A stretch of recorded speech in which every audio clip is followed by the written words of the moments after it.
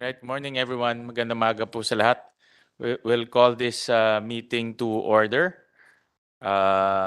Today we'll be tackling Senate Bill number 2022, or what we call the Batang Magaling Act. And let me just read the official long title of this bill: an act ensuring that senior high school graduates under the K-12 program are equipped with the knowledge, training, and skills mandated in the labor market, enhancing their employability and competitiveness, creating the Batang Magaling Councils to strengthen multi-stakeholder collaboration and support for their employment, allowing full deduction of training expenses incurred for their skills development, appropriating funds therefore, and for other purposes. So that is the official long title of the bill. So before we continue, let me direct the committee secretary to acknowledge our resource persons for today. Thank you, Mr. Chair. Good morning. Good morning also to our resource persons. For the public hearing on Senate Bill number 2022 or the Batang Magaling Act, we would like to acknowledge our resource persons from the Department of Education. We have Dr. Samuel Sullivan, Director 3 of the Bureau of Curriculum and Development. From the Commission on Higher Education, we have Ms. Jocelyn Balanag. From the Technical Education and Skills Development Authority or TESDA, we have the Deputy Director General Rosana Ordaneta, OIC Executive Director Charlene Justin-Baste, Ms. Beverly Bayonisto, and Ms. Christine Ann de Venecia. From the Civil Service Commission, we have Attorney May Rosary Ann Lumbre.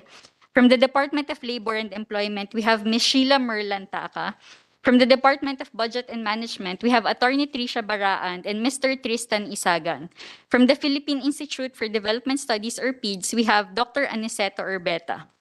From the Philippine Chamber of Commerce and Industry or PCCI, we have Dr. Alberto Fenix Jr., PCCI Senior Advisor and Past President, and PCCI Human Resources Development Foundation President.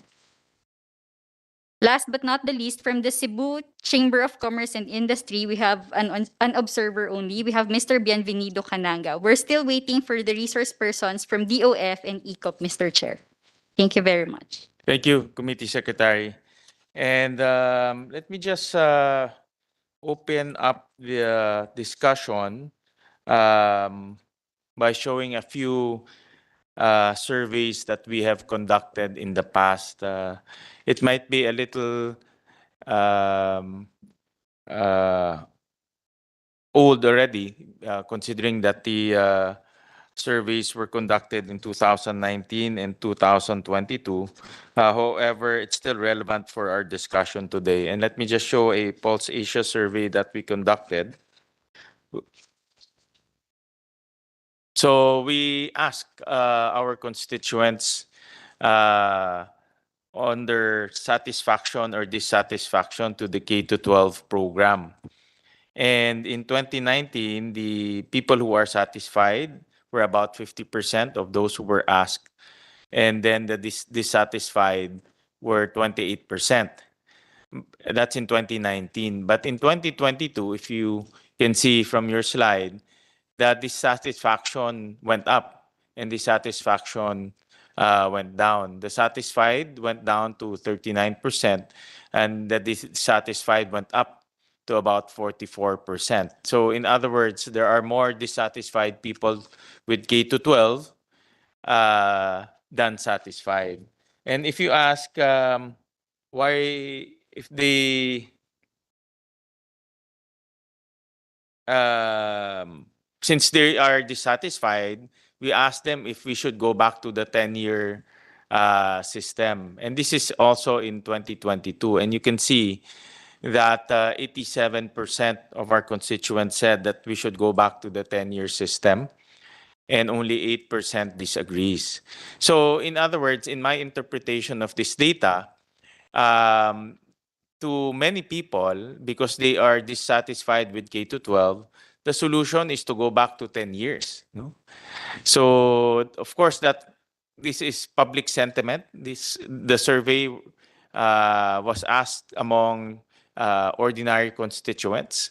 So there initial reaction or their reaction to their dissatisfaction is just to go back to the 10-year system because they don't see value, no, in the additional 2 years, especially senior high school. So, in other words, we added 2 years, but they don't see value. No, they don't see the rationale. They don't see value. They don't see any addition to the lives of our families. And that's why we filed this bill to reverse that trend. Personally, I don't subscribe to returning to the 10-year system. For one, the whole world is already under K to 12. And number two, uh, going back to the 10-year system will entail a lot of administrative um, requirements. So I don't want to spend all of our time repairing administrative requirements and addressing administrative requirements. I'd rather spend more time in addressing the problems of the additional 2 years, particularly the senior high school level. The K to 12, I think the most obvious and the most felt in terms of additional years is the senior high school level, no? The additional 2 years in senior high school. And that's where the dissatisfaction is emanating. So I would rather spend a lot of time repairing that, addressing the issues brought about by the private sector, industries, and companies, and use the additional 2 years to generate employable senior high school students, college ready senior high school students who are equipped with 21st century skills because that was the original promise. I would rather concentrate on addressing the gaps in our senior high school in our senior high school level. So that is I just want to put on record a public opinion poll surveys that we conducted. And on top of that, if we also go to, there are two important documents, no, that reveals the promises of K to 12. Of course, K to 12 promised two things. Number one, college-ready graduates, and number two, work-ready graduates. No? Both of which will carry 21st century skills. No? So if we look at Republic Act number 10533 or the K to 12 law, in letter B of the Declaration of Policy, and let me just read. Broaden the goals of high school education for college preparation, vocational and technical career opportunities, as well as creative arts, sports, entrepreneurial employment in a rapidly changing and increasing globalized environment. So again, no, to put it simply, we want to generate college-ready graduates and work-ready graduates. Of course, we also want to include creative arts and sports to those who are inclined in going into those fields. But definitely, what the law aims to address is to generate college-ready and work-ready graduates. And then to operationalize K to 12, the DepEd issued Memorandum Number 76, Series of 2016, and it's enshrined in that memorandum again several um, several goals, particularly in producing college-ready and work-ready graduates. And let me just read it for the record. In number 10, assurance of college readiness for all secondary school graduates. Number 11, inclusion of technical, vocational, livelihood skills development in view of job and industry preparation. Again, we have to prepare them. Number 13, learners have access to all senior high school tracks with sufficient and diverse human, institutional, and instructional resources. Number 14, DepEd, CHED, TESDA, private school, industry, and other relevant stakeholders collaborate in planning, implementing K to 12, especially senior high school. And number 16, 80%, and this is the most important, and this came from Dr. Sullivan, this came from the DepEd Memorandum 76. Number 16, 80% hiring or business launching rate within 3 months of graduation for learners under the technical vocational livelihood track. So meaning they have to be 80% of those who take the TechVoc track will be hired within 3 months. No, that's really a tall order. And I'm very, I highly appreciate the presence of Dr. Phoenix, who's a active member of the PCCI, to share with us his thoughts on this um, very ambitious promise of DepEd that 80% of our senior high school students should be hired within a span of 3 months. But of course, I commend DepEd also for coming up with ambitious targets, because we need to really make sure that our senior high school graduates are employed. So again, no, in law and in the DepEd memorandum, it's enshrined in both documents that our senior high school students should be college ready and should be work ready, equipped with 21st century skills. No? And but we all know that it's still quite far from the ideal, no? On what we are experiencing right now. And before I go into the details of where we are, I would like to hear from DepEd, of course, some updates on our senior high school program, as well as are we hitting the goals and the promises? No? I remember when I was in Congress in 2013, the K-12 law was being debated, and there were a lot of pros and cons against the K-12. A lot of people who are against, a lot of people um, who are also lobbying, no, to get the K-12 approved. And I was one of those who believed in the K-12 because I believe that a way out for our families is to get their children employed as quick as possible by equipping them TechVoc skills and certifying them with the right certification, particularly NC1 and NC2. No? So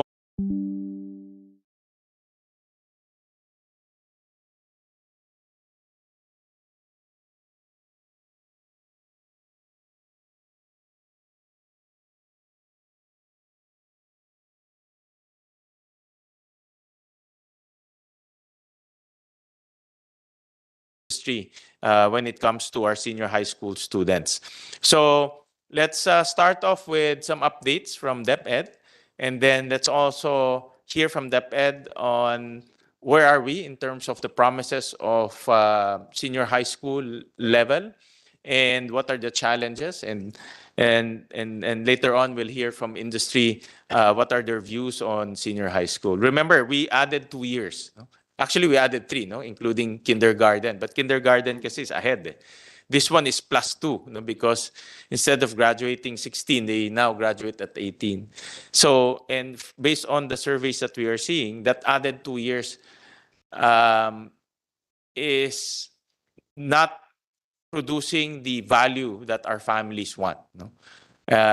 Based on the surveys that we are seeing. So let's start off with where we are right now, and then move into the discussion. So I'll turn over the floor to Dr. Sullivan, who's representing DepEd, and please give us your thoughts and an update on our senior high school program.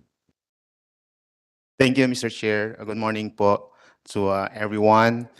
Thank you for believing in the K to 12. And when this became into law in 2013, the RA 10533, many believe that this can address the concerns also of our parents before, especially that finishing fourth year high school at the age of 16 is something like many of them dream to become dream to go to college. But because of the K to 12 law, we were able to offer uh, four curriculum exits for them: the employment, higher education, middle level skills development, and entrepreneurship. Mr. Chair, last January 30, 2023, our Vice President Sara Duterte, and of course our Secretary of the Department of Education, presented to us the Basic Education Report, and she mentioned or some challenges, okay, in the basic education sector, and concluded her message by stating the Matatag Basic Education Agenda for 2022 until her term ends as the Secretary of the Department of Education.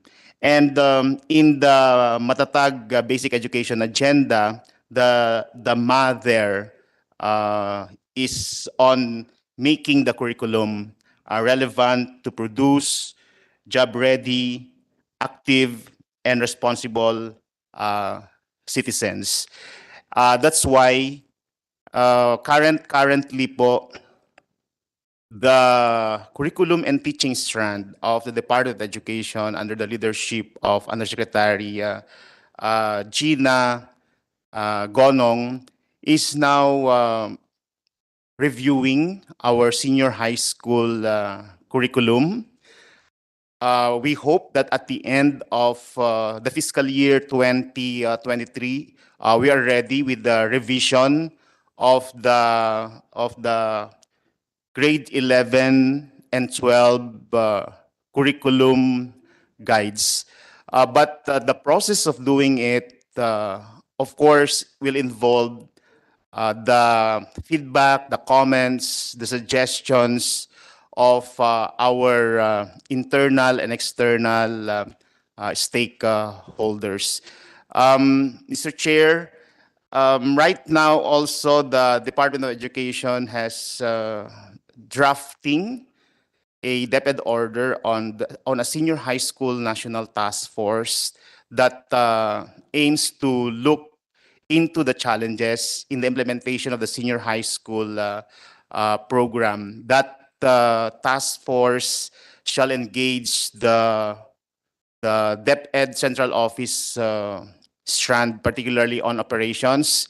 That is from CO, the central office, the regional office, the schools division office, so that we'll be able to provide the necessary support to our senior high school, given that we have the academic track, the technical vocational livelihood track, the sports track, and the arts and design track.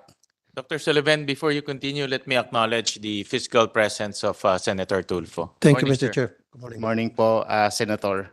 So, Mr. Chair,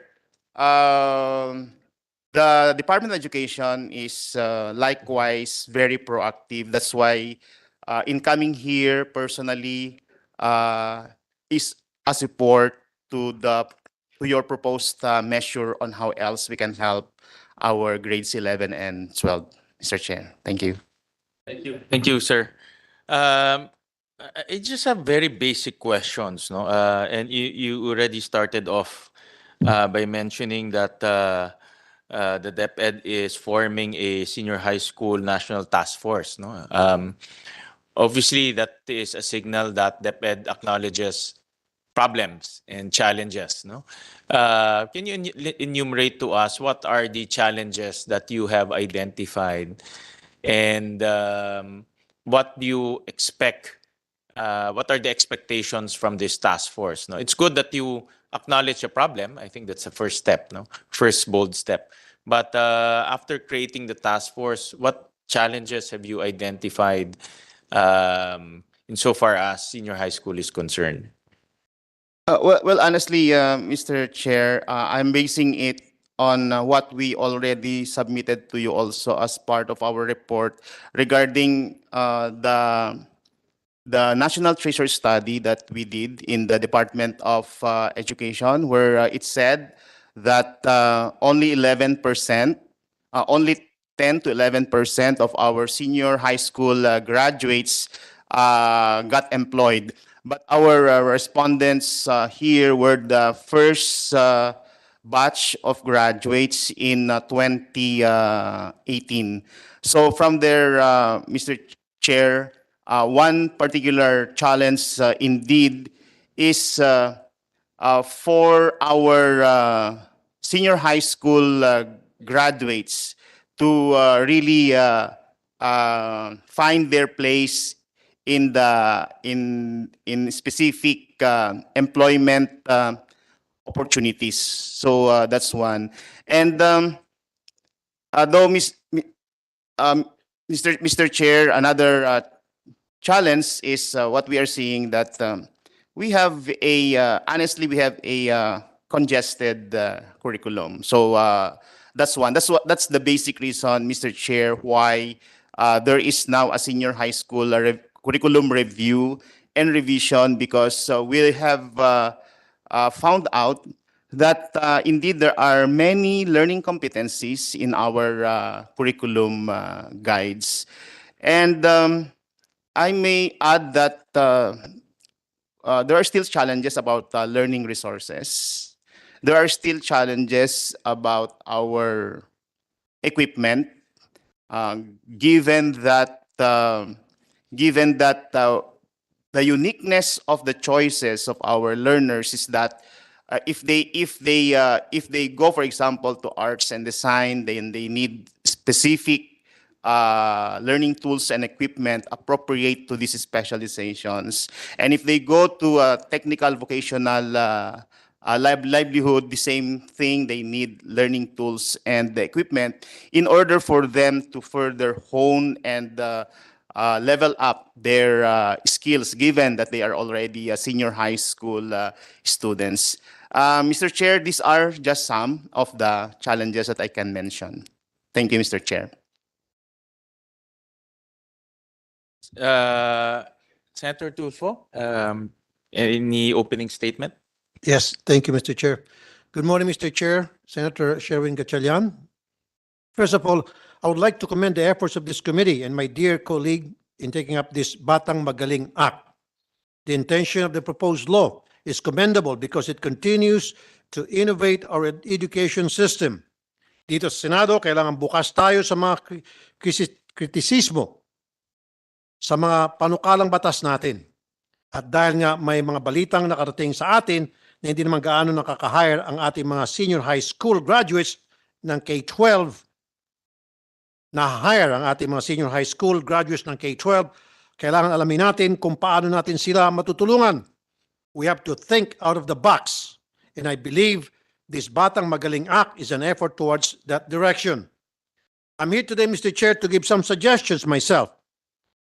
Maraming skill sets na pwede natin maisama sa curriculum ng K-12 upang mas mapatibay ang kakayanan ng mga estudyante na maitaguyod ang mga sarili nila sa kanilang pagtanda. Ito pong aking gustong tingnan ay ang mga basic life skills na mapapakinabangan sa kanilang buhay, manggagawa o pag sila ay pamilyadong tao na. Naisip ko po ito dahil nung nakaraang linggo, ako po ay bumisita sa LTO at napansin kong napakagastos ng pag-a-apply ng lisensya. Ang driving school ay gagastusan ng mahigit 5,000 pesos. Driving school speed pa lang po yan. Marami pang iba. Ngayon po, kung ang mga theoretical lessons about driving at traffic rules and regulations ay maisama sa curriculum ng mga bata, ito ay maibabawas sa kanilang babayaran sa pagkuha ng lisensya pagdating ng araw. Mahalaga po ang theoretical lessons ng pagmamaneho. Kahit hindi ka pa nagmamaneho bilang commuter o pedestrian, importante po na alam natin itong mga ito upang makaiwas din sa mga aksidente, sapagkat dito tinuturo ang mga traffic regulations, road signs, and road safety. Pero isa lang po ito sa mga basic skills na pwedeng pag-isipan na isama sa curriculum ng K-12, lalo na sa mga senior high school. Nandiyan din ang emergency response sa mga karaniwang sakuna dito sa ating bansa. First aid para sa mga emergency response, gaya ng CPR, Heimlich maneuver or back blows, first aid sa drowning, nosebleed, etc. na tiyak magagamit ng mga estudyante balang araw. Minsan, ito mga basic life skills na ito, hinahanap din ng mga employers. Siguro, pwede natin pag-aralan ano pa ang mga basic skill lives na mapapakinabangan sa buhay ng kahit sinong Pilipino. Again, I'm with this committee and my dear colleagues in this effort to improve the chances at a better future for our students, our children. Lahat po dapat may laban sa buhay. That's all, Mr. Chair. Thank you po. Thank you. Thank you for those suggestions, Senator Tufo. And indeed, no, I think that's in line with the recommendation of the CHR. I think the CHR also came out with a study that our senior high school graduates lack soft skills and practical skills, no, such as a few of what you mentioned earlier, like emergency response and basic traffic knowledge. No, so definitely when you go out and sell yourself to an employer, it takes more than skills. You also need the soft skills and practical knowledge that comes with it. No, and thank you for those suggestions. And I would like to call on DepEd to look at those suggestions that was itemized earlier. Thank you, Senator Tulfo. You may continue, Dr. Sullivan. No, earlier what you were mentioning. Yes, Mr. Chair. I was able to enumerate some of the challenges, and these challenges, we already have some proposed actions that we were able to capture in our plan for 2023 until 2028. So, in fact, this is now integrated in our basic education development plan 2030, and more concrete plans have been integrated in our strategic plans and directions guided by our Vice President of the Philippines, Mr. Chair. Thank you.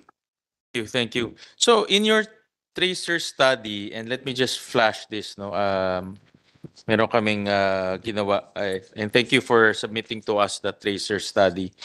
I'll just flash on the screen, and this is from your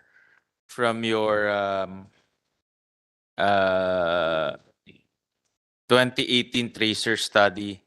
10% out of the 100 senior high school graduates, 90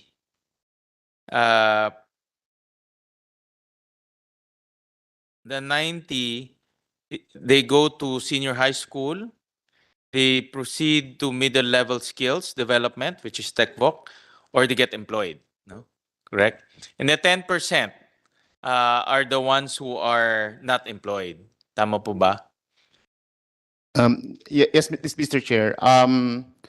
From the senior high school graduates in 20 for batch 2018, Mr. Chair, yes, out of 190 really were able to make it in the 4 curriculum exits as shown in the distribution 67, 5, and 18. While the 10, we say that they are not in education, they are not in the employment, and they are not even on training. We'd like to focus now on employment, no? Kasi there are two, college ready and work ready. So I'll focus first on the work readiness, because that is one of the selling points. And in fact, personally, I was attracted to that selling point, no? Because I feel that not everyone has the wherewithal to go to college, spend 4 years in college before landing a job. Some of our constituents want to get a job right after high school. No, marami ganyan. So equipping them with the right skills will enable them to land the right job. No, so I want to focus on the work readiness. But based on this report that you gave us, only 10%. Well, 10% did not make it to any curriculum exit, so they are unemployed. Correct? Yes, Mr. Chair. So that's if you run the estimates, that's close to 120,000 senior high school students who are unemployed, no? Because they didn't go to college or they lack skills. No? Yes. So that's one of the issues that you want to look at. Tama po ba? Yes, yes, Mr. Okay. Chair. And then let me also show another graph, no, that we compared to slide 14 in the labor force survey. Um, eh, so if we use the current numbers right now, no, slide 14. No, in 2022, lumaki ho yan eh. Now we have about 188,000 senior high school students who are not employed, no? Of course, give and take to, but more or less nasa ganyan siya, no? But what is quite worrisome is the share of unemployment lumalabas, tumataas. So meaning 7.1% of those who are unemployed are senior high school. So meaning I'm senior high school, I go out to look for a job, but I cannot land a job. No? But the other categories, they can land a job. No? So that's why the share of our senior high school to the total unemployment is going up. No? And this is worrisome. That means naiiwan in senior high school natin in terms of job opportunities. No? And because of this, no, your research and our research are producing the same interpretation.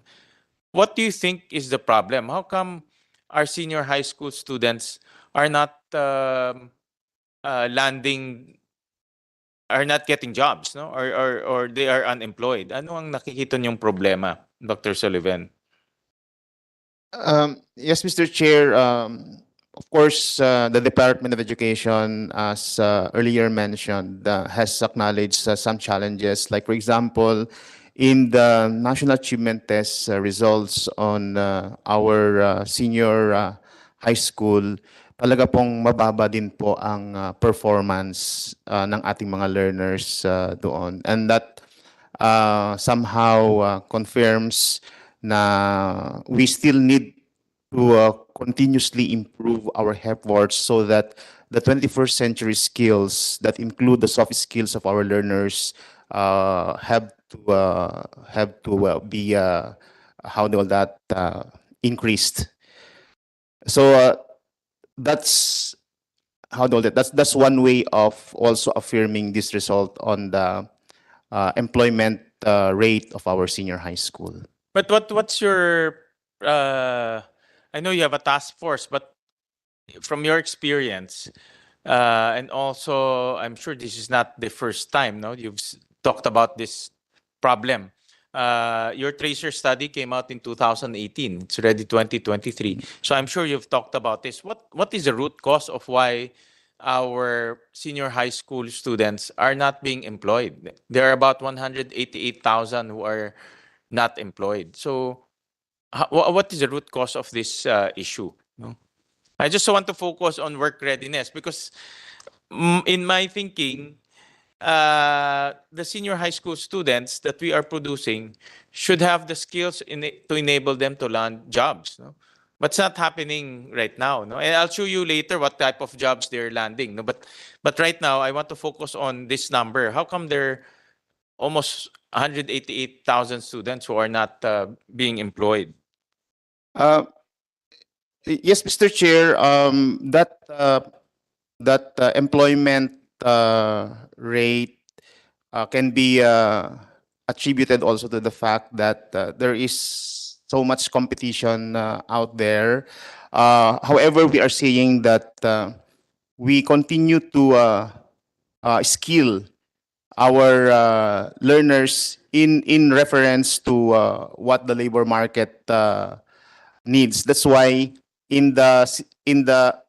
Chair, the Senior High School National Task Force is not yet in place. Is still in the policy development stage. But with that was craft that's being drafted because we too are alerted by these findings on the need to prepare well our senior high school in the employment sector.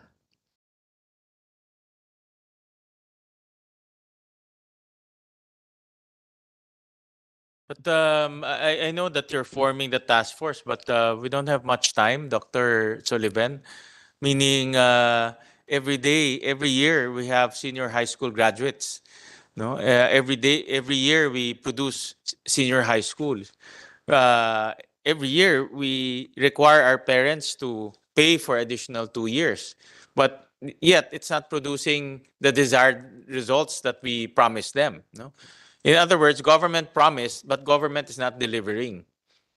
So, and I want to solve this because we cannot wait any longer. No, the first senior high school graduates came out in 2018. It's already almost 5 years, but we're not producing the desired results yet. No, so we need to fix this ASAP. No, so I want to understand from DepEd's perspective what are the root causes why our senior high schools students are not being employed.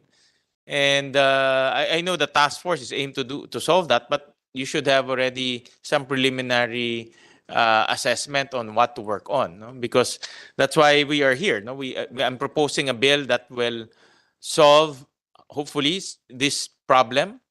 But then again, I want to understand first what are the root causes, because we want to inject solutions in the bill to address those root causes. No, that's where I'm driving at. No, so anong tingin yung problema? Why are they not being employed? Mr. Chair, the problem that we can see here, of course, is on the availability of how do you call that employment opportunities for them, given that the DepEd is also has done some important curriculum efforts, especially on the delivering the curriculum. But if we look at also the figures, Mr. Chair, on the employment rate, mas marami po sa percent po na yon, mas marami yung TVL graduates po natin. If only we can show the disaggregation po, mas marami po talaga yung mas na-employ na TVL graduates. And probably, Mr. Chair, the senior high school work immersion has helped them along that line because, yes, very minimum po yung 80 hours in their senior high school work immersion, but it is also there where they can get experiences, real exposure to what is in store in the employment sector po. I'll go to the details of the work immersion later on, no? But let me show you a slide 19. These are the kinds of work that they are landing, no? And this came from the Labor Force Survey 2021, and we called out the type of jobs that they are landing. For those who took up academic track, no, 51% landed elementary occupations, no? And yan, no? And in TVL, 50% landed next slide. Landed elementary occupations as well. Next slide. No? And the definition of elementary occupation, these are the most simple jobs, no? in the market.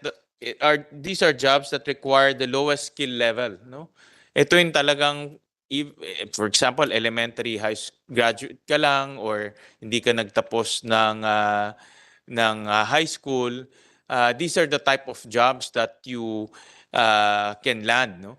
And elementary occupations are, let's say, utility, mga janitors, mga very simple jobs, this type of jobs. So my point of the matter here is, even though you have taken up academic track, and even though you have taken up TVL, no, TechVoc, 50% of our graduates land the most simple jobs available in the market, no? Jobs that doesn't require skills, no? Because utilities and mga ganito yung trabaho nila. So, my point there is we require them to study for 2 years, but their job at the end of the day will be elementary occupations, no? Simple occupations only, no? No different from when they were studying for 10 years. No different if they did not graduate senior high school. No? So, this is the value that I'm talking about. We added 2 years, but the jobs they're getting there's no added value to them. No? And these are numbers that can prove why there is high dissatisfaction to K to 12 and why they want to go back to 10 years. Because if we go back to 10 years, these are the jobs that they will be landing anyways. No? So there's no point in adding those 2 years. So I want to put that on record and drive that point because I don't see any value also in the senior high school. No, personally, no, from the numbers that I'm seeing, I don't see any value. And unless we fix this, dissatisfaction will grow. No? And it's also a disservice to our constituents that we added 2 years, but not giving them the promise that we laid out in the past. No? So that's where we are right now. That's why I want to understand from you, what are the root causes? Because my next question is, can this bill solve those root causes? Can this bill solve those problems? No? Yes, Mr. Chair. As I've said, when we went over the bill, we saw the wisdom of it in helping our senior high school graduates. And side by side with it, Mr. Chair, is the effort of the Department of Education to uh, really capture also the sentiments that our curriculum needs to be improved so that the skills and learning competencies that have to be there must address the the work that is out there waiting for our senior high school graduates. So, bali, in, nire-review na po natin yung senior high school curriculum because we also see that one of the root causes also is the curriculum standards that we have right now, and of course the challenges that I have said a while ago, especially those that are of help in improving the skills, would be the learning resources and the equipment associated with this curriculum, Mr. Chair.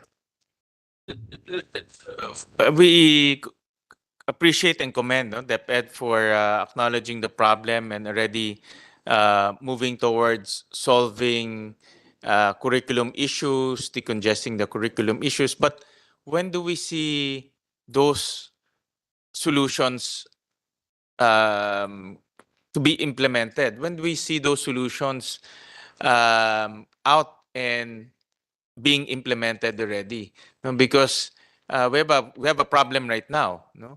And we cannot wait any longer for uh, for the department to come up with solutions that will impact the senior high school in the medium term or in the long term. We need solutions right now. No? So that's but when do we see those solutions out, Dr. Sullivan? Yes, Mr. Chair. Right now, for 2023, Mr. Chair, of course, the curriculum that we are using still are on the most essential learning competencies that we have in the senior high school, and together with that, of course, is our senior high school work immersion policies. So we continue to engage the schools in sync to it that our learners acquire the necessary learning skills, Mr. Chair. We'll come back to you, Dr. Sullivan. Dr. Sullivan, since we are privileged to be joined by PCCI, who's the most prominent industry group in our country, I want to ask Dr. Phoenix his thoughts on the employability of our senior high school.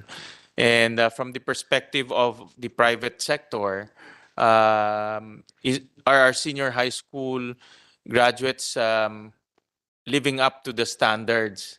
And are they employable? No? And are they contributing to the growth of our private sector companies? No? Thank you, Senator Win. Um, since I had very short notice on attending this hearing, I just put together some short remarks or some short comments about this proposed Batang Magaling Act. No? But I also would like to, well, I will definitely comment on what you asked me to comment on, because I myself personally, even I'm a businessman, I'm an entrepreneur. I open and I start businesses and I run them. But I have my heart is for our fellow Filipinos regarding their improving their capabilities so that they will get sustainable lives. No, so and for that reason, I have been a member of the National Manpower Youth Council Board as representing industry. And after that, I was one of the regional members of the governing board of the TESDA, and I sat there for 12 years. And in CHED, I was a member and became chairman of the technical panel for business and management education. So I've sat in board of regents of some state college universities, and I'm currently still a member of the board of trustees of the Angeles University Foundation in Angeles City. So education is something that, education and training is something that I've volunteered a lot of my time and effort. And because of that, I believe I do know some of the problems, and I've also thought about solutions, no, regarding our education, because really the nation's most important and biggest resource is really it's human capital, no. So that's why it's important that we do something about that. And I think this present government, we also believe the same, because and the other priority, which I believe which I also am working on, is the matter of food security. No? That our people will have enough to eat at any time. No? And better still if we can have food self-sufficiency. No? Not that we don't have to import our food requirements, no? Or the things that would go into our growing like fertilizers and like feeds in terms of our poultry and our cattle, no? So, and that's why this government, I can see things of those are also priorities because the president himself is the one that's in the Department of Agriculture, and the vice president herself is the one in the Department of Education. So we in the private sector we see that and we applaud that is the case. No? So going back to, let me just say some. I prepared some comments for the uh, Senator Win and all the those present here today. Thank you for inviting the Philippine Chamber of Commerce and Industry to this hearing and allowing us to express our opinion on Philippine education. In fact, the PCCI convened an education task force composed of 16 persons from academia and industry, which has come up with a paper, Reform Our Education, Transform Our Future. So I brought a copy of that, and let me see what happened to my, I lost my, there you go.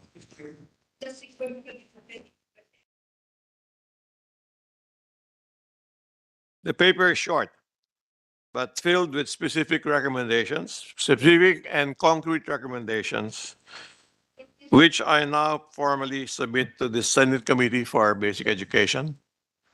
And the PCCI and its implementing arm, the PCCI Human Resource Development Foundation, or PCCI HRDF, of which I am the president, stands ready and willing to assist in the drafting of legislation to implement these recommendations, which I personally told you, Mr. Senator, Honorary Senator, that perhaps our staffs could have a meeting to discuss this paper. So, Congress has recently formed the Education Commission 2, or EDCOM 2, which is looking into improving our education system. We hope that the Honorable Senator Gatchalian, who is a member of EDCOM 2, will bring this PCI ETF paper to the attention of the Commission. Now, allow me to comment on Senate Bill number 2022, or the proposed Batang Magaling Act. We are in agreement that the Enhanced Education Act of 2013, or the addition of 2 years of senior high school to basic education, has not delivered on its promise to produce senior high school graduates who have the capabilities or skills and competencies for gainful employment and or gainful self-employment. We stress the word gainful, meaning that one earns enough to sustain oneself and dependents at least above the poverty line. And you were talking earlier about elementary occupations. That's precisely not the occupations that we would like our senior high school graduates to be able to fill. No. It is also our opinion that the 2 years of senior high school did not significantly improve the graduates' preparation for higher education. This is evidenced by the college students today still taking the basic education subjects in college, subjects which they should have already taken in senior high school. The major reason why the promise of the Enhanced Education Act is unfulfilled is because the senior high schools lack teachers for the higher level academic subjects and lack the teacher trainers and facilities in the Tech Walk livelihood track. It should be noted that in 2016, the first year of the implementation of the senior high school, there were only about 1.2 million students who completed grade 10. But there were about 1.4 million who enrolled in senior high school that year, in the first year of the implementation of senior high school. And of which about 43% of the 1.4 million, or roughly 600,000 students, opted to take the TechVoc livelihood track. Another statistic reported by the Department of Education in 2012 was that out of an age cohort, which today is about 2.5 million, I'm talking about age cohort of the people of the same age. So 98% are able to enter formal schooling. So there's 2% that never entered, that never got formal schooling at all. But only 45% of that cohort complete grade 10 or the old high school. Okay. So 55% of the cohort is gone. No? They don't have anything at all. Not to mention that those who completed high school are not really competent either, no? As mentioned already by the chairman. Now, of the 45% of the cohort that complete the grade 10 of high school, the DepEd said that their studies show that only 25% of that cohort go on to higher education or tech walk courses. No? And finally, only 20% of that cohort, or 500,000 out of the 2.5 billion, complete and graduate their tertiary education or complete their tech walk courses. No? So what happens to the other 80% of the cohort, or 2 million Filipinos on that cohort? No? And if you talk about, let's say that cohort is started with those that are 30 years old today, 2 million per year for 30 years is 60 million Filipinos that are not competent or don't have the competence and don't have the knowledge and skills for gainful employment or gainful self-employment. So they end up in this, what your senator said, of this mundane, jobs like janitor, etc., etc.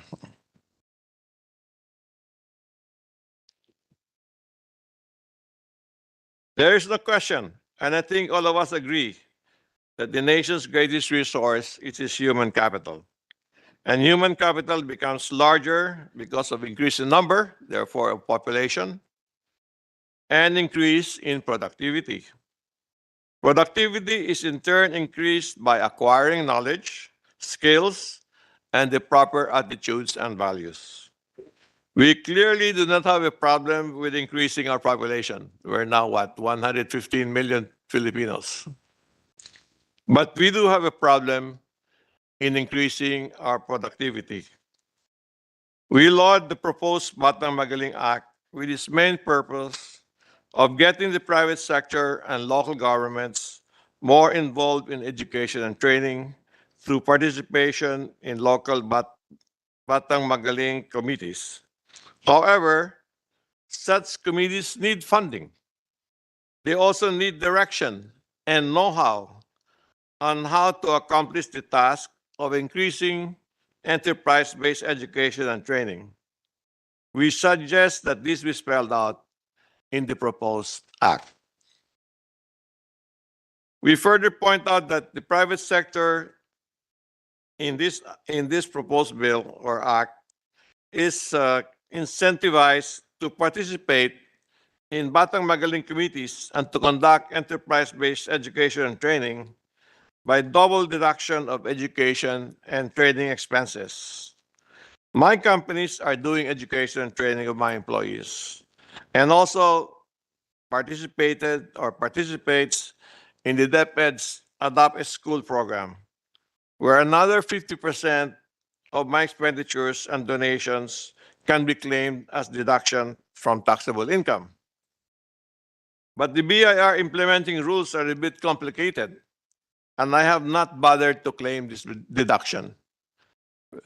And I would say that all of us who donate or assist the schools, we do it because we want to do it, not because of the incentive. So, along the lines of the proposed Batang Magaling Act, the PCCI has set the goal of establishing a pre-employment education and training, or PET system, which will involve our identifying or selecting priority economic sectors and priority qualifications that we should be doing training for these priority economic sectors. So, but then this entails that after identifying the qualification, then we have to develop a education and training program, so that the graduates will end up being qualified for gainful employment or gainful self-employment.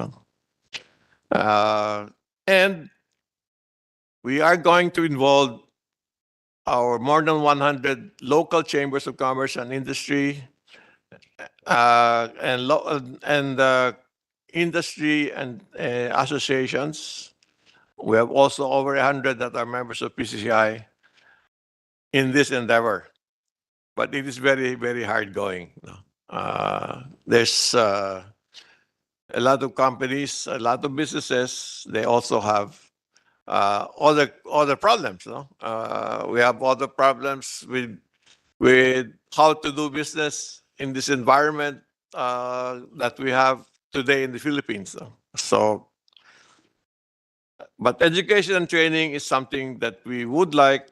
The PCCI has said that we should have our businesses themselves really conduct training, because this will be enhance the productivity of the workers, and enhance the productivity of our own human capital, and therefore lead towards and therefore contribute to the development of our country.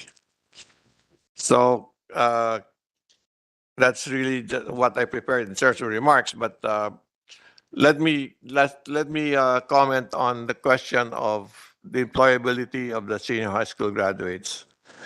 Mr. Chairman, I think we are forgetting here the demand side. No, I must admit, being an employer, that we are not creating enough jobs for the number of people that are going into the workforce. So, but that's another problem altogether. It's another issue that we at the PCCI are trying to do something about, in terms of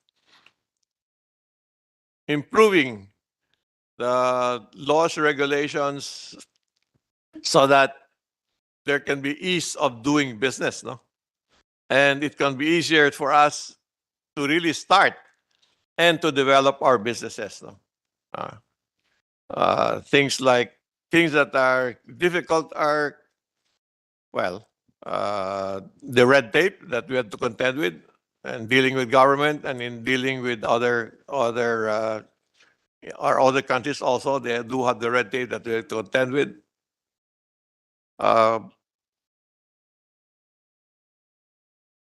And really, there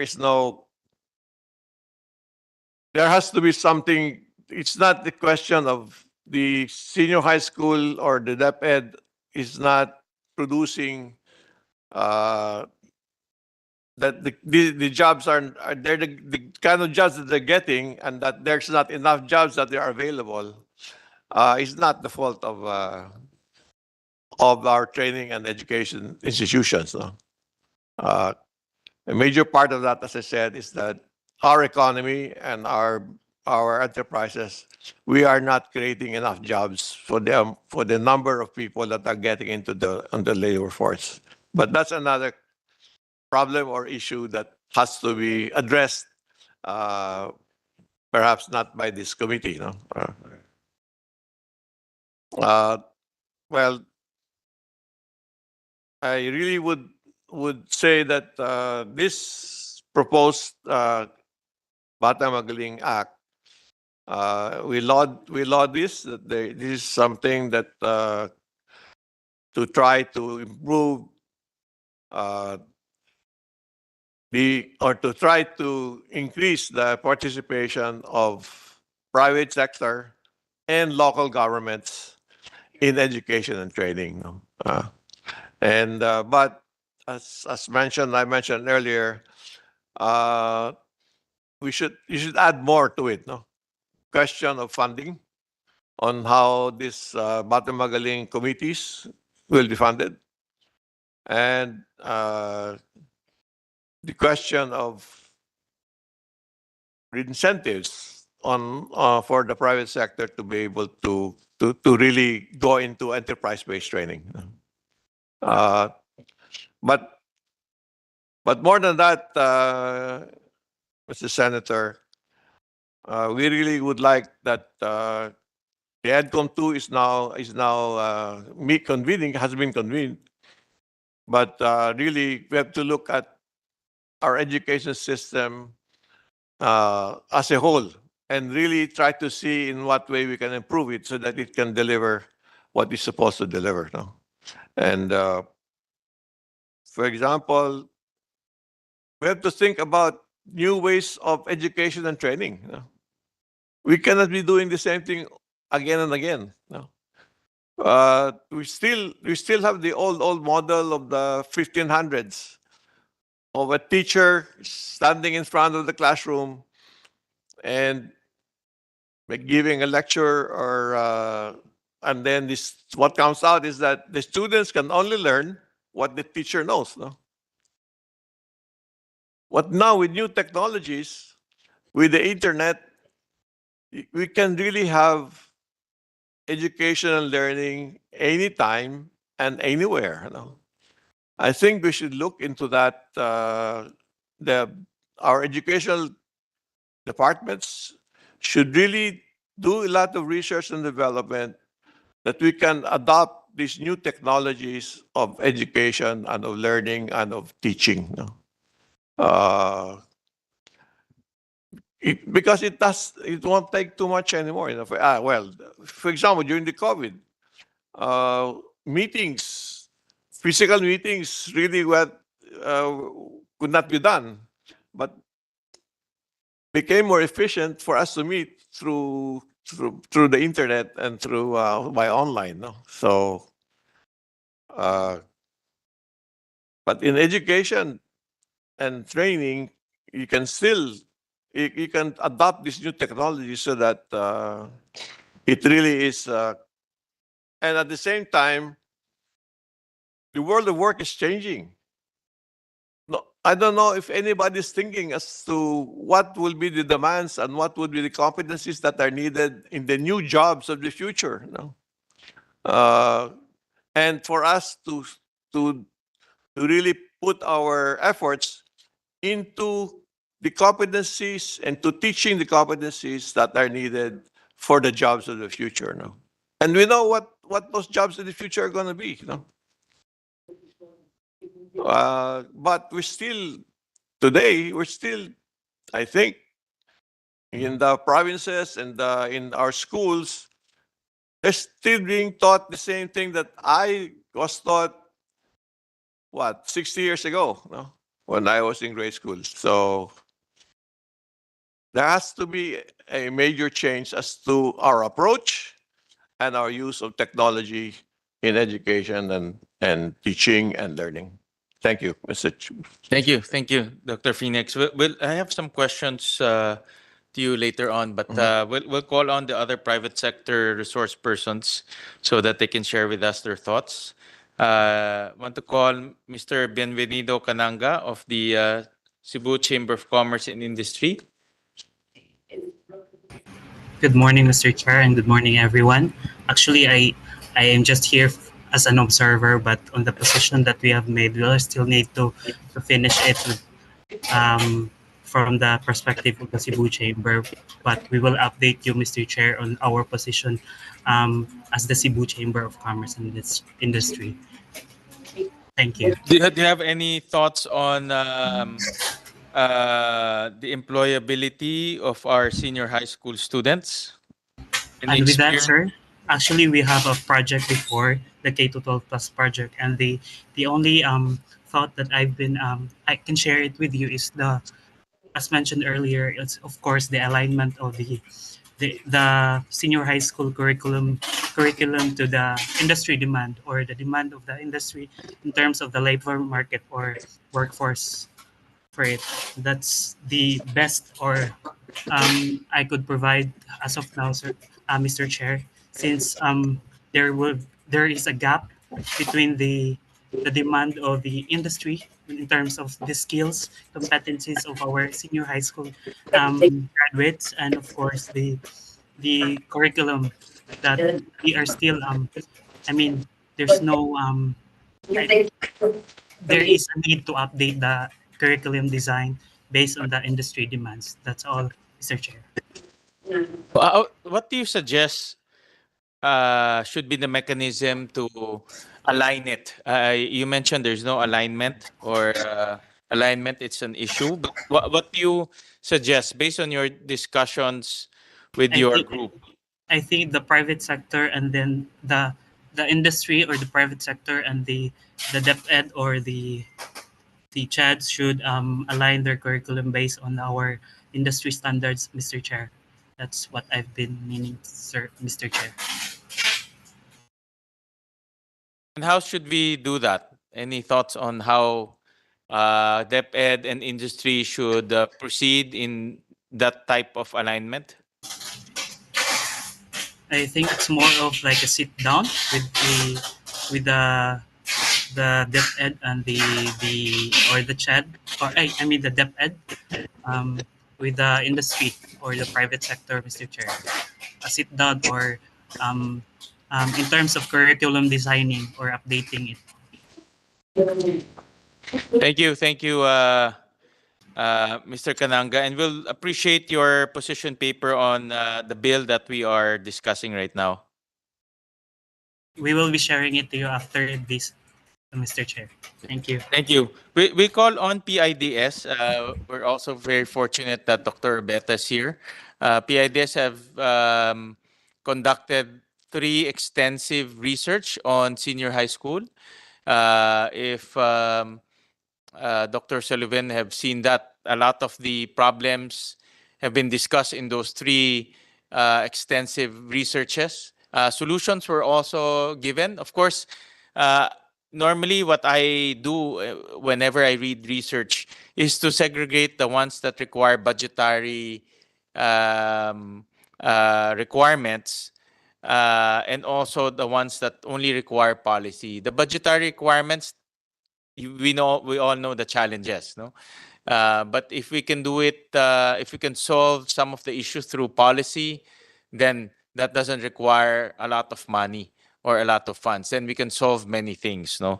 So I want to call on Dr. Urbeta to discuss with us PIDS researches and their top findings, their top recommendations, and also some observation that they have in the conduct of the research. No? Dr. Urbeta? Thank you for this opportunity. Maybe I have a little bit of a prepared statement just to summarize before perhaps we go into this slide.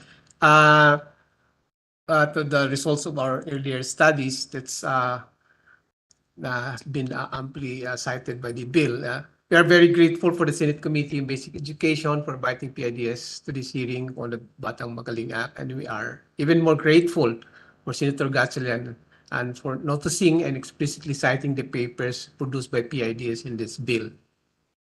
We welcome the initiative of attempting to create an environment so that senior high school graduates are better able to enter the world of work after graduation, which I believe is the basic intent of the bill.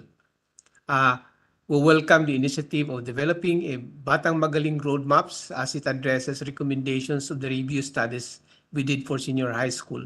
In particular, a very important feature of this bill is the mandate that local school boards and industry partners collaborate to make work immersion to prepare high school graduates for the world of work. We see that this is that the bill is intending this to institutionalize this collaboration. We have, as you will see we have recommended that, we recommend that the existing industry councils, in particular, and in local industry associations be identified as participants so that we can already harness existing institutions rather than create new ones. One of the findings that we had in the studies is that the firms are not very familiar or comfortable with the work competencies of senior high school graduates, despite we know already that At least man lang ba, so tani na lang tayo position paper. Igo na lang basahan ng position paper ba? Draft to before ani. Sorry, Dr. Arbeta will mute the other participants. Go ahead, Dr. Arbeta. One of the findings that we had in the study is that the firms are not very familiar nor comfortable with the work competencies of senior high, as expressed already by Dr. Phoenix. These collaborations will be a good venue for continuously informing industry partners about the competencies of senior high school. The only implications of that, as despite the promotion of the senior high school, even before the implementation of the program, the firms are not yet comfortable, I can with what are the competencies the senior high school graduates have so that they can be introduced into the world of work. Another item in our studies is pointed out is that the bill recognizes that even our government system has not changed their qualification requirements. This is this bill has rightly mandated the Civil Service Commission to review the eligibility requirements of our government employment. This is a very much welcome provision as addressing as very specific failure of even the government to change its qualification requirements. We would appeal that the implementation of the guidelines in the roadmaps for it to be not go the same way as other roadmaps of being just reports.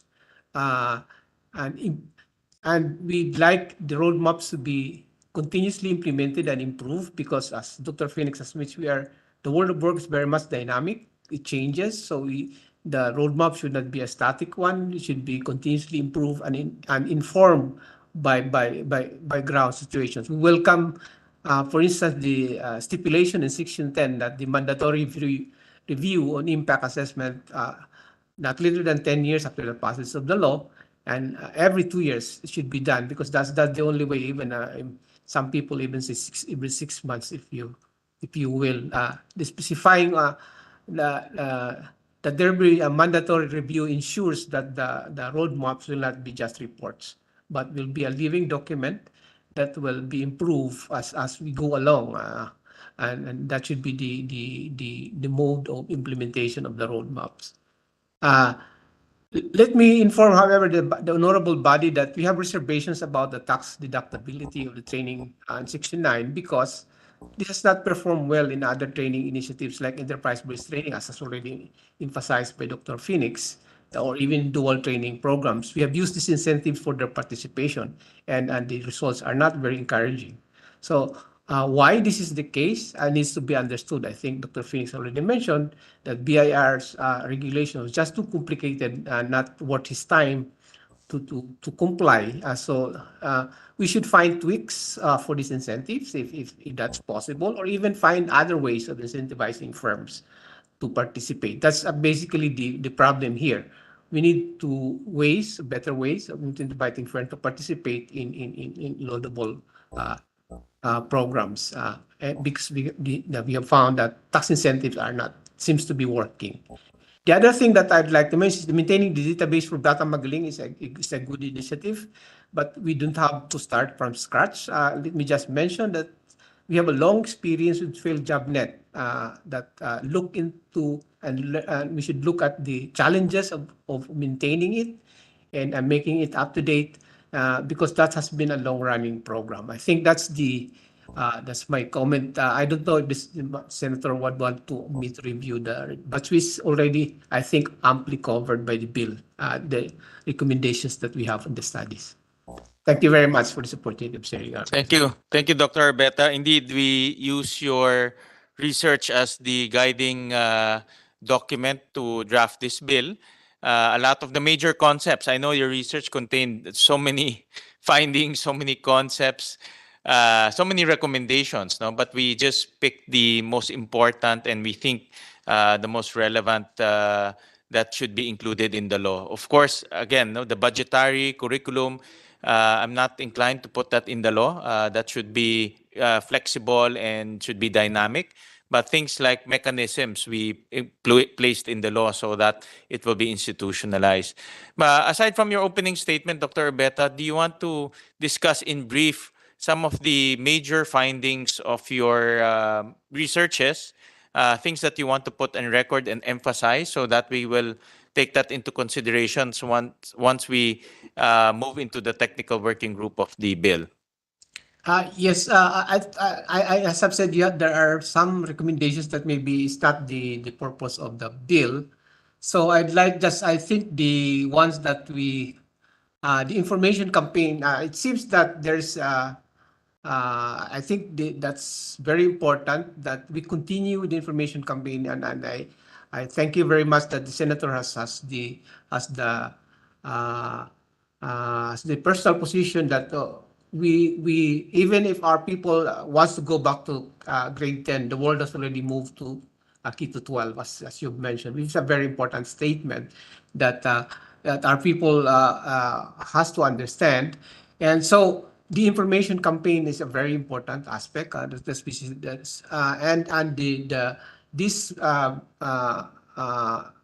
mandated collaboration between local government, local school boards, and the industries, whatever is industry associations or industry councils. I think there's industry councils with Tibet that are already existing can be the institution that you'll be that will be useful in this case. So because that's, as I've said, there's still not an agreement on what actually is produced in Tibet, in senior high school, I should say.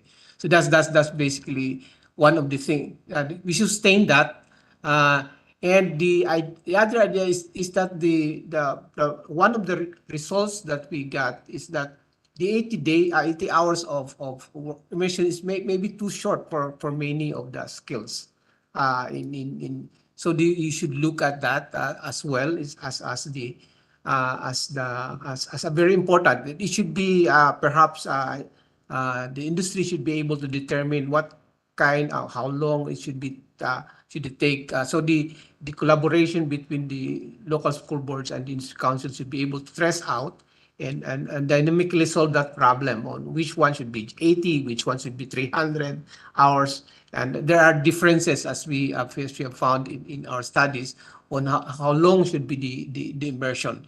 And the other thing is that that we found out is that meaningful immersions might be challenging for many of the local areas, like, for example, local governments, and so there's really a need for local school board to determine what are meaningful immersion opportunities in many areas, because as I've said, most of the local governments, because they don't have opportunities, you just let whatever the senior high school doing immersion in their offices do, essentially. So that's what's meaningful should be determined by that collaboration that I think the bill has envisioned of the local school board as well as the industry partners. I think that the other thing that we found in our studies is that some of the immersions can be already be built into the courses. Not just there's an immersion proper in itself, but some of the courses itself, like I think DepEd should consider that it should have already immersion components. So hindi malalamp lang sa 80, but could have more other opportunities that are built into the to the tracks that are being or subjects that are being taken by the students. So they'll have on the whole have a more meaningful immersion experience rather than just the final 80 hours of immersion. So I already mentioned about the hiring of government, which we were very much surprised by that. That even the government is not prepared for the coming in of the senior high school graduates. That because there's no such thing as senior high school in the government qualifications yet, and already at that point where the students already graduate. Um, so that should be the other thing that maybe that's for the bill is that since majority of the students are for now are very important for us. Very for now going to higher education, I think the teaching of the core courses has to be improved because that's where that's supposed to be the basic courses in colleges move into senior high school. What happens that we have observed is that because it is being taught by junior high school teachers, it's just the students didn't find it meaningful. It's just a repeat. They said they were just repeating what was in the junior high school instead of those subjects being college subjects brought into senior high school so that they will be prepared for trainability when they decide to go to most of them go to college anyway. You don't if you don't mind if you don't have a very good teaching of the core courses, that part of the training suffers a lot. So that's the other thing. And finally, we'd like to mention that we are banking too much on TVL as the work track. Actually, even ABM, we have bookkeeping courses. Why is it that not also promoted that can be the bookkeeping courses are just 2 years. So just in your high schools, and it used to be 2 years in as a post-secondary education. Why can't that be also honed as something like that we have produced before bookkeepers for 2 years, and why don't senior high school and why are we just looking at TVL as a work track? All of them has a work track. Especially uh, if we do a ladderized, honest to goodness ladderized program, as these good senators mentioned, some cannot be afford to go to college right away. But if they have good work opportunities by creating good certification, not just for TVL, but also for ABM and HUMS, or even STEM, uh, uh, good certification would be what's needed for them to be able to work. But I think the inclination of the current implementation is that TVL is the work track.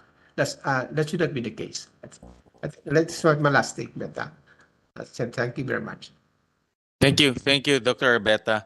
I'd like to go back to Dr. Phoenix, being the representative of the industry and private corporations. Dr. Phoenix, from your knowledge, whether personal or based from your groups, what's the common feedback when they hire senior high school students? Are firms open in hiring senior high school students? If they are, what are the challenges? What are the observations? If they are not, then why? How come they're not hiring our senior high school students? No? Well, I can answer that from my own experience. Sir, pag own experience, I think that's at least Because- because I'm an employer, no. As I said earlier, we don't have enough jobs that are available, and the entry level jobs, let's say in a factory, or let's say in a restaurant, no, uh, are really, because we don't have pre-employment education and training really existing. The enterprises, the employers, they come in somebody, they get somebody green, And then we have to train them, no? Then we're hampered by this fact that if I have a probationary employee for 6 months, then it's automatically becomes a permanent employee when the 6 months is finished, no? And if it's still with me, no? So what happens is that normally in the fifth month, if they don't like the person, the employer would tell them, well, sorry, you cannot become regular, no, employee, no. So then they hire somebody else, and then they go all over again with these trainings, trying to train them, no. And many of the jobs also requires more than 6 months training, no, for them to be adapted, especially in the manufacturing sector, no. So since we really don't have people that have gone through pre-employment education and training, the employers are forced to bring in somebody new and have to train them, no, from even for the entry level jobs, no. Uh, but even on the higher level, for example, I need engineers in my companies, no, and I hire mechanical engineering graduates and even licensed mechanical engineers. But they don't know how the work goes because I have to train them from the very start. But for a certain position, like if let's say maintenance supervisor that I need, I'm willing to hire a mechanical engineer rather than hiring a high school graduate, no? Because they are available, no? I mean, the same thing with the entry level in my companies, like the production or factory worker that's running a machine or being there in the production line, overseeing the running of a machine. Uh, the I set out notice that I have 5 jobs available in my factory work, and I get 20, 30 applicants, no? And now I have to weed out and see which ones will I try first. Of course, I'll try first. I put there first in my. I said, well, you must be a high school graduate before you can even be considered, no? Because there are now high school graduates that don't have any jobs, no? But they really are coming into my firm without anything, no? So then later on, I raised the standard. I said, we'll hire somebody for being factory worker who has gone through tech walk or 2 years of college, no? Because at least they will know how to communicate, they will know how to write a memo, etc. No, you need that. But in terms of knowledge of what the job is all about, they don't have it. No. Now, the intent of the Enhanced Education Act was that there would be a chance for that during those 2 years that they will acquire some competencies and skills for certain for gainful employment. No. Now it's in our case we did a pilot during starting 2016 because we had a grant from the German government to try to introduce dual education and training in senior high school. No? But we selected the tourism and hospitality industry, and we selected and we defined a qualification that we're training them for as hotel and restaurant services.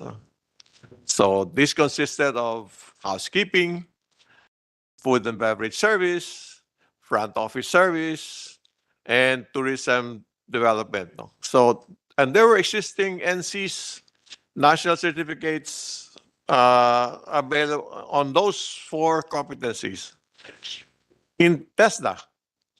And the design of the senior high school said that those that are in the textbook livelihood track should acquire NCs, should be able to get NCs from TESDA. That's in the original planning, Now, but the DepEd, they had 3 years to prepare for 2016, The enhanced exam was passed in 2013, and they had to prepare for the opening of the first batch in 2016.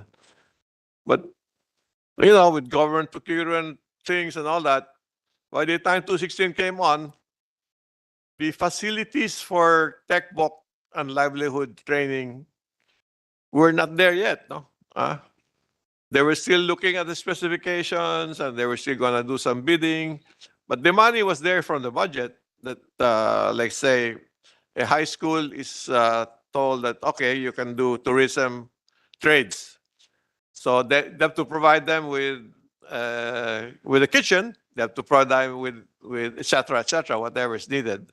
But that never happened when by 2016, and I don't know to what extent they were really able to provide this to the senior high schools. No? So, in fact, we do have, as we said, we were working with DepEd. Brother Luis Ro at that time was the secretary, and so I asked him the question: Well, it's impossible for the TechVoc livelihood track students to be able to get the NCs. Will they still be able to graduate if they don't get the NCs? And they said, no, so long as they pass the academic requirements, they can graduate. No? So, again, dehado talaga yung TechVoc livelihood track people. Dehado. Why? They're taking TechVoc livelihood courses while their academic track people are taking higher level kinds of mathematics, science, etc. No? So when you go for the entrance exam at UP, for example, guess who is able to pass? No. So from the very start, they were there to try to get a job. The reason why is because perhaps they cannot afford to go into college, etc. No. So actually, we made a recommendation to amend the Enhanced Education Act, separate out the TechVoc livelihood track, and give it to TESDA to implement. Transfer the budget and resources for the 43% of the senior high school budget, transfer it to TESDA, and let TESDA be the one to implement preparation of the young people for work, no, with specific programs. Now, if they still want to get the high school diploma, then DepEd has the alternative learning system where they can go there and get their high school diploma later on. No? But first, many of them would like to get work so that they can get income, they can get something that they can sustain themselves and their families. No? So I don't know to what extent government is or the legislature can look at that. That really, if we want the objective of preparing them for the world of work, and a lot of the students who entered, as I said, 43% of the cohort of 1.4 million that entered in 2016, they said, we want to take the TechVoc livelihood track because we want to get work when we graduate from senior high school.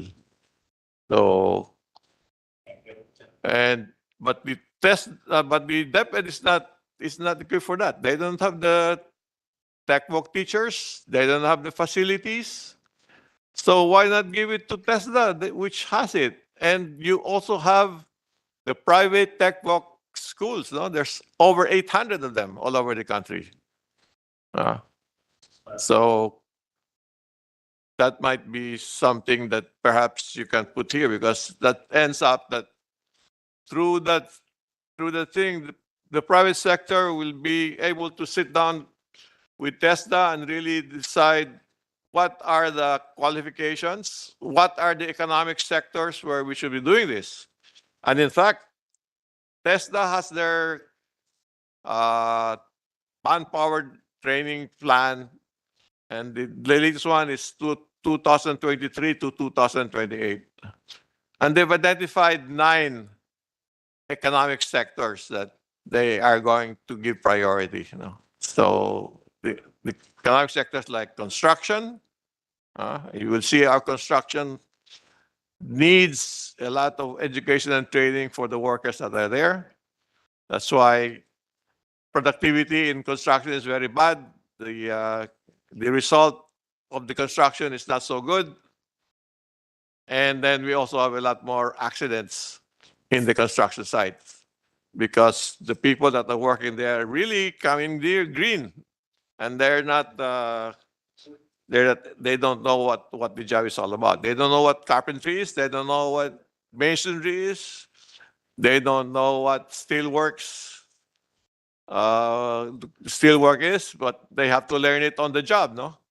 But to what extent they're learning it properly, very, very questionable. Uh, and then this could lead to the formation of sectoral skills councils, where the private sector will really work with the education and training institutions to really decide what are the qualifications we should be training for, and what are the competencies that are required that make up the map for that qualification. So that's one suggestion, perhaps, that you can make this bill to add to that you amend the Enhanced Education Act and move all the tech book livelihood track students, put them under TESDA. Thank you, Dr. Phoenix. Actually, the popularity of the Takvok truck is slowly going down. I'll show you a slide. In slide 10, um, from a high of 43% in 2019 to 2020, it's now at 29%. And there's a declining trend, no, in terms of TechVoc. And I would compare this, or I would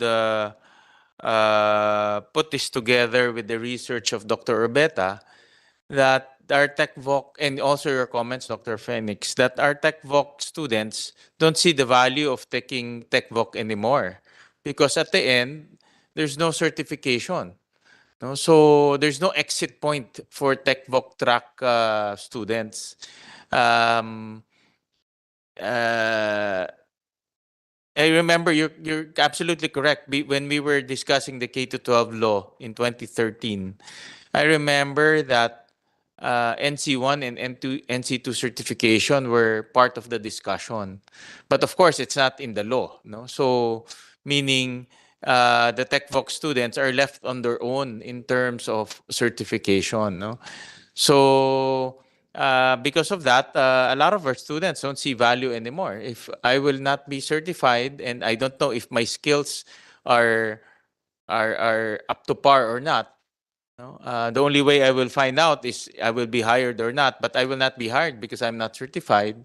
Then there's no value in the TechVoc track anymore. That's why we see enrollment in TVL slowly going down. No? Yeah. Yes, I agree. But then really the reason is that the TechVoc livelihood track students did not get any like TechVoc livelihood training. Nothing. Only a few senior high schools were able to offer it. Many of the private schools that put up a senior high school, they all opted just to stay the academic track. They didn't offer any tech work livelihood. No? So it's just only in the public schools. Now the public schools didn't have the facilities, didn't have the trainers and teachers. No? So when they say that they're the tech work livelihood track, I don't think these students ever got any tech work livelihood track training. So why should they, as I said, dehado sila, because then the academic track students, they're getting higher level academic subjects, which which prepares them much better for tertiary education. And if they want to go into college, then dehado sila. So why should I go into textbook library track if I really want to go to college? No? On that topic, I would like to ask Depen, how many students eventually take up certification? Do we have that number? Mr. Chair, I think that will be an assignment on our part because right now I don't have those figures. But indeed, Mr. Chair, uh, taking the taking the NC is not a requirement for senior high school graduation. Um, and not all TVL offerings require the national certificate because there are those that are TR based and the non-TR based, which means po that for those with training regulations by TESDA, definitely those have NC. But there are also specializations in our TVL that are not based on the training regulations by TESDA. So, but however, Mr. Chair, we also have some figures saying that for those who took the national certification, a good percentage of them would pass the national certificate. Yes, Mr. Chair, mataas po yung passing rate ng ating mga learners ng TVL for the NC1 and NC2. Do we have that number? So we'll be guided how what is the quality of our TVL program in our senior high school level? Number one is how many take up TVL, no? And then number two, how many go through the certification? And then number three is how many pass the certification? I think those are important numbers, especially the passing, because that's the only gauge we will know whether our students are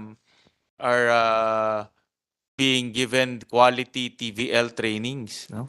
Yeah. And I would go as far as saying that all the training regulations should be accredited by TESDA.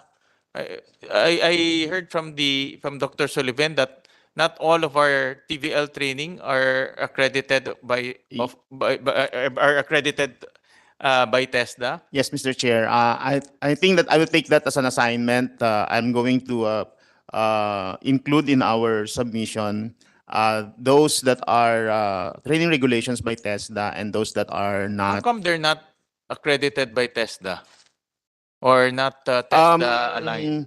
Probably because, Mr. Chair, there are really offering not yet covered by training regulations by TESDA. Ano yun? Ano yung mga not covered by training regulations? What type of specializations are those?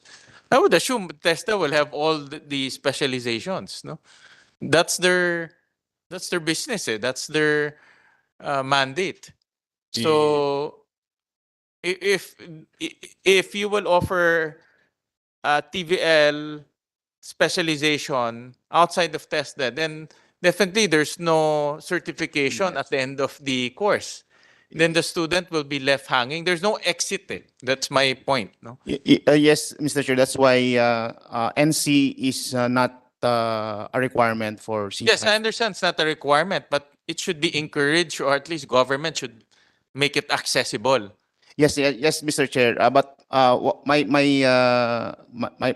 now I cannot even give an example of a specialization that is not based on TESDA regulation. But as I've said, Mr. Chair, I'll take that as an assignment and then we'll submit it to the committee po. Sana. My chain of thought is DepEd cannot certify. It's only TESDA that certifies. So if you offer some TVL course that is not TESDA certified, then obviously TESDA cannot certify. Yes, Mr. So when the student finish that course, the student cannot find a job because that TVL track is not certified. That's my point. Yes, yes. Certification is the selling point. Eh. We understand po, Mr. Chair. And that comment will be forwarded to But do you have our. any idea what are those non-TESDA certified TVL I cannot truck? even I cannot give right now a specific specialization, Mr. Chair. Ito, I have it here. Handicraft, basket, handicraft, fashion accessories, handicraft, needlecraft, handicraft, woodcraft, non-NC. So uh, national certificate. No, so my point is the student will be encouraged to take this handicraft course, but at the end he cannot be certified. No? So what's Yes, the Mr. Chair. logic for offering that? That's what I understand. Of course po, Mr. Chair, we respect the choices of our senior high school students as they enter the senior high school program, given those tracks are their choices. And even in the TVL, those specializations are still subject to their choices. So we are providing them a menu of choices of specializations at doon po sila mamimili po kung saan po sila and then it also depends po doon sa context po ng kanilang mga eskwelahan. Say if a senior high school is in a rural area, for example, then there are for example bamboo that they can use for their crafts.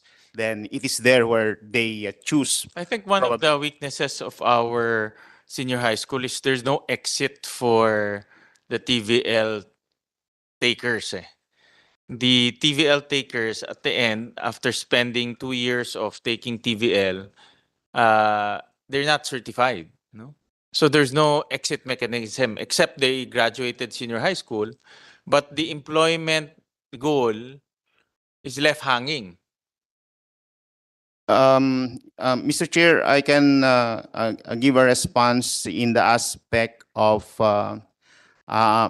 employment, though we say that if there are employers that really require the NC, but of course we also encourage our senior high school students to take the national certification. Dr. Phoenix, you want to join in? Now, Mr. Chair, this is precisely an anomaly here because when the senior high school textbook livelihood track was started, uh, one of the requirements is that the students should get some kind of NC, from TESDA. But unfortunately, the high schools, the senior high schools that were offering textbook livelihood track, and these were mostly public schools, no. The private schools that put up senior high schools, they stayed to the academic track, no. And these public schools did not have anything to offer in terms of textbook livelihood, but then they had students, you see. So they just they designed their own programs as to what they think can be an employable skill. They make do with that, no? The others, they signed up with private textbook schools, and they sent students there. In fact, they paid for the tuition in the private textbook schools that were available. And in fact, I do know that in the work immersion, they said that DepEd said there should be 80 hours of work immersion. No. The schools had a difficult time placing them for work immersions. I mean, there were no companies that were willing to accept them. So what they did was they went to the schools that have training facilities, or let's say cooking schools, or a bakery, and they sent off the students to go there. and get a certification from that institution for which the public school paid them per student, no? Like 3,000 pesos or 5,000 pesos to issue the certification that they had 80 hours of work immersion. No? That's also happening in the other professions. So this work immersion, that is a requirement for graduation, no? Or on the job train, or they call it on the job training, no? And what happens is that in the critical kind of professions like nursing, the student is the one that pays the hospital to be able to get work immersion there, not the other way around, where the institution should be the one paying them some kind of allowance if they are there on the work immersion or on the job training. No? The same thing with the hotels and restaurants. No? It's the student that was paying them, so that the hotels and restaurants can certify that they have done 200 hours of on-the-job training with them. No? Otherwise, they cannot graduate. They cannot graduate. So they're forced to do that. No. So the other anomaly is that the TESDA will not assess a student who goes through a program not approved by TESDA. Either it's a with training regulation that has been promulgated by them, following training regulation promulgated by them, or the tech box school will go to TESDA and say, I have a training program that I like, let's say dental assistant, no? Can I offer this? And you approve that I can offer this, no? So, because TESDA's role is not to register or to approve and accredit the school. Their role is to accredit the course, no? To accredit courses, no? So, but when DepEd started the TechBook Livelihood Track, no accreditation from TESDA. They offer whatever they want. So that was another anomaly. That's another anomaly regarding the poor guys who are in the TechBook Livelihood Track. Thank you, Dr. Phoenix. I'd like to also share another slide, no, slide 21, and this is on employability, and we saw this from a Job Street study in 2019, and corporations were asked, no, 584 companies. On the first bar,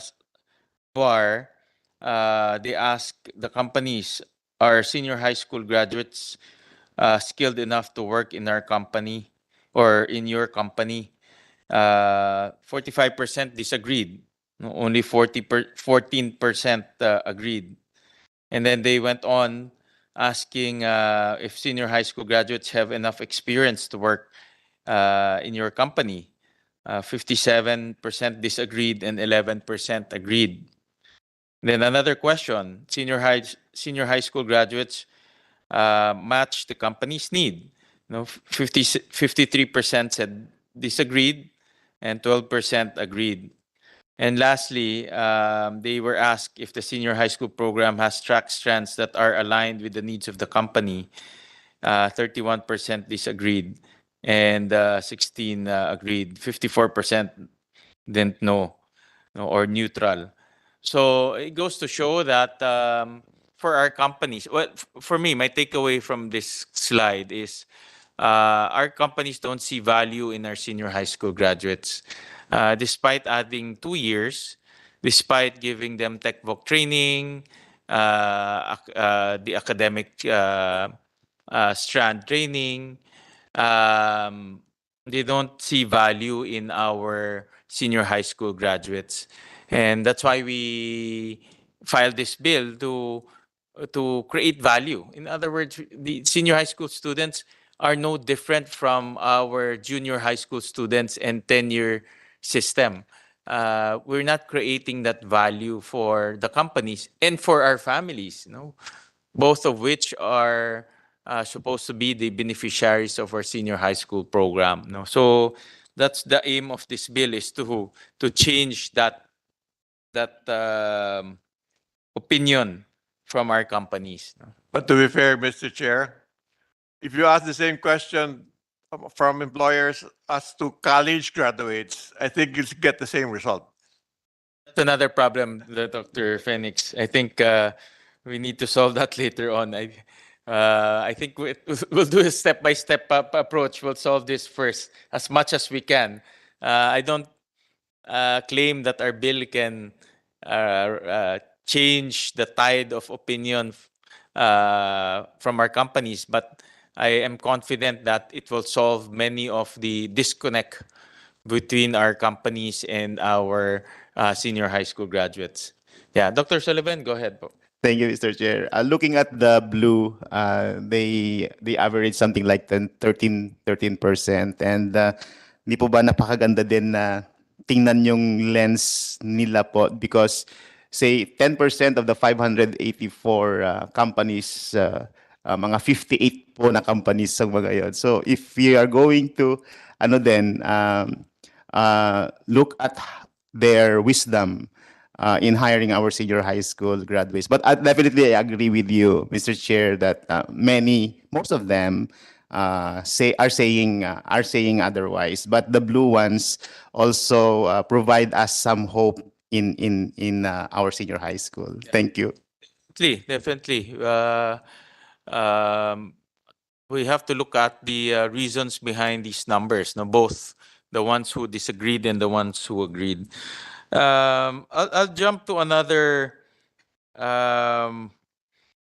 issue, and we've talked to our private companies. We want to talk to government, Civil Service Commission, and part of the study that was conducted by PIDS, and Dr. Orbeta articulated it earlier, that even our government have very vague standards on whether our senior high school students can be hired or not. And I want to ask the Civil Service Commission, who is here with us, represented by Attorney May Rose Lumbre. Attorney, are you there?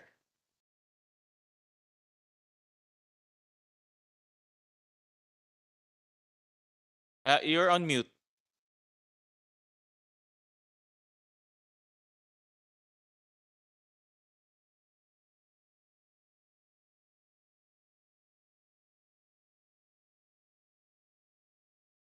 Attorney Lumbre?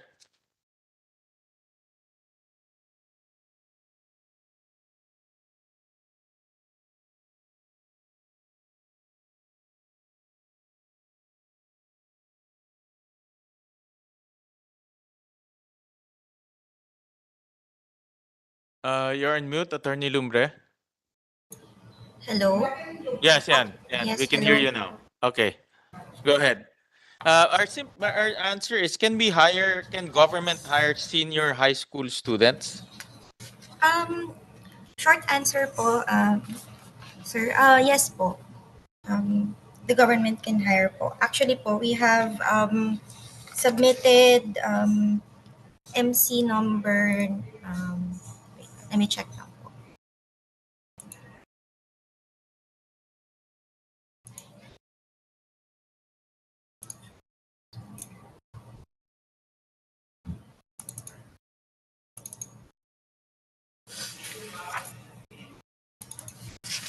We have MC number 12, series of 2019. So subject here is the amendment of the training experience and eligibility requirements for administrative aid 5 and 6 positions. So under said MC po, it says here that the position classification includes graduates of high school under the old and new curriculum po. So yes po, the answer would be yes.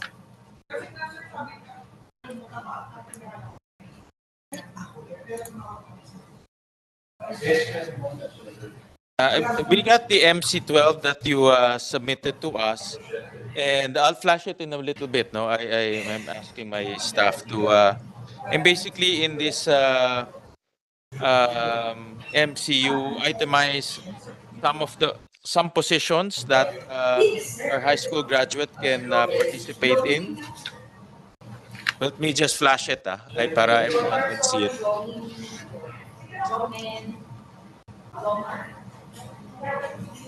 Now, this is the MC that you submitted to us.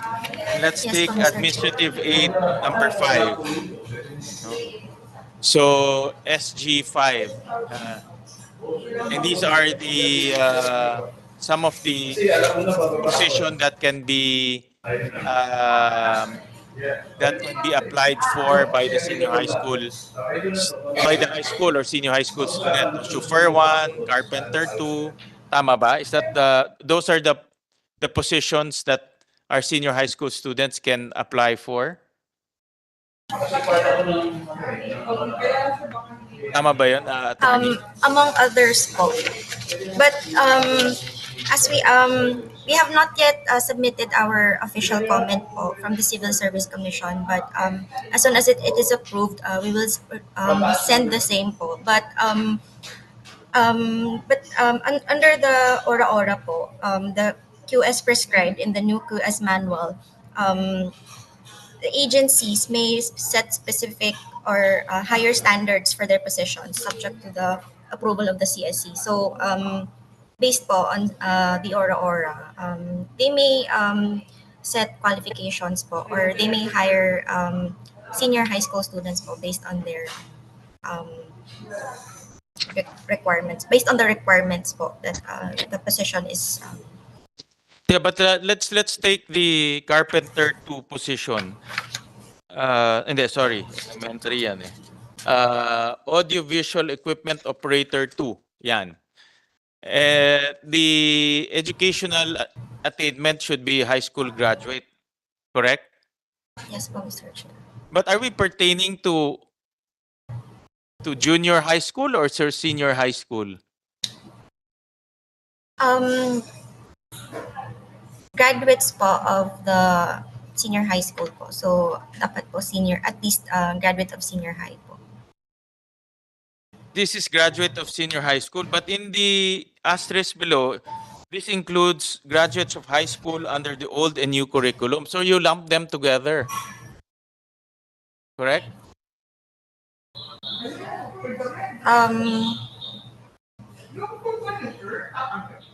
Tama?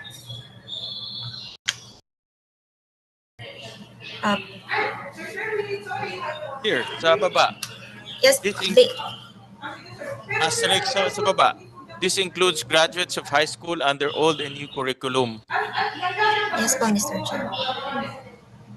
So both junior and senior high school and the old 10-year curriculum were lumped together.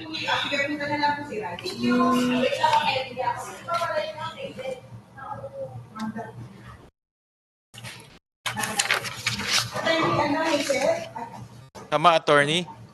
Yes.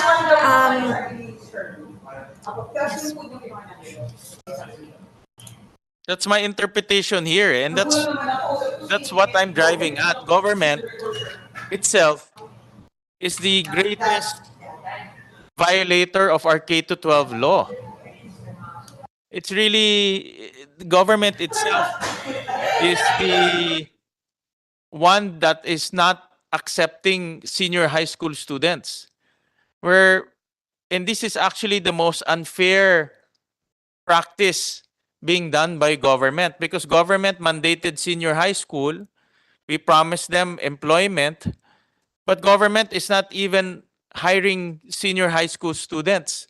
We're lumping them together with the old 10-year high school system. So there's no value for our senior high school students in the eyes of the government. And you have to remember that our K-12 system has been there since 2013, so it's more than 10 years already.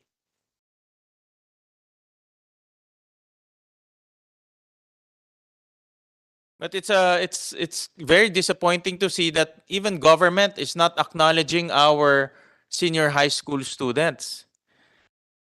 In fact, last year, so Commissioner Lizada, I saw in an interview, she mentioned that it's about time that we hire senior high school students. It's really about time because 10 years na.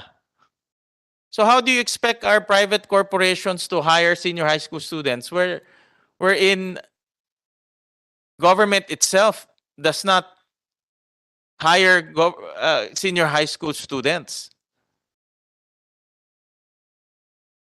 That's my point, attorney.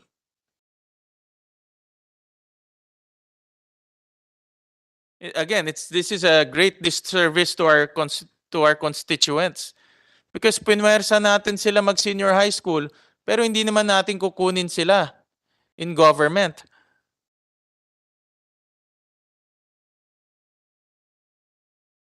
So my question is there any move to correct this from the CSC after 10 years?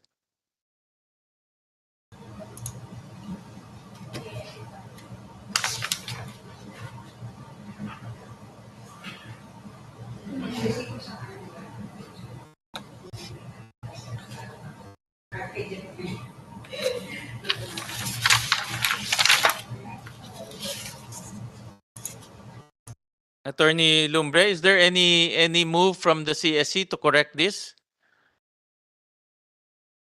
Because this is morally wrong.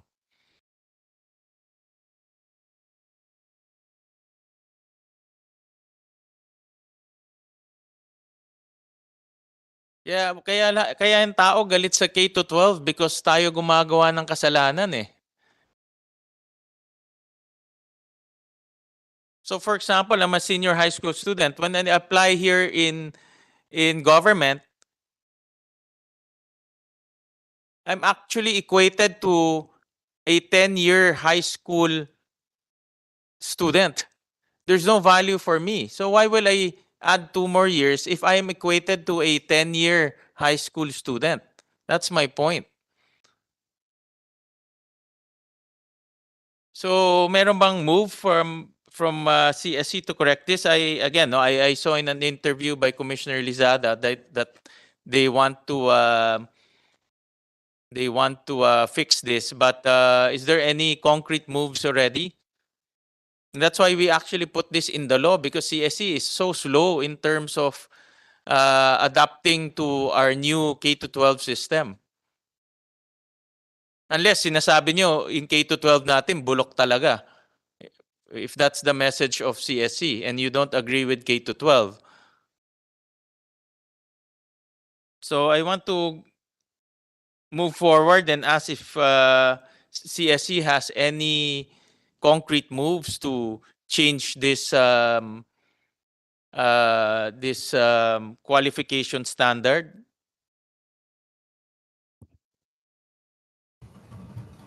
Attorney Lumbre. Mr. Chair, we have yet to hear from the proper office po kasi the said office po is sila po yung nagse-set po ng mga QS po. So once we hear from them po, we will submit an official answer po once we communicate with them po. Pero 10 years na K to 12 natin. Wala pa bang ginagawa ang CSC? In fact, this has been pointed out by PIDS in their research. And that research was 2018. So 5 years na.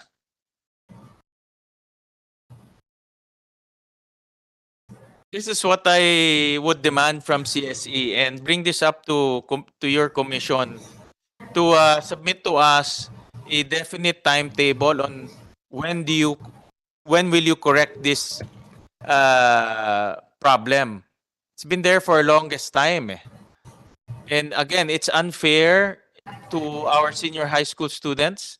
And for me, this is a complete moral disaster on the part of government that we're not hiring senior high school students. We have to remember, government is the one who mandated senior high school. Hindi naman gusto ng tao yan. Tayo nag-mandate niyan eh.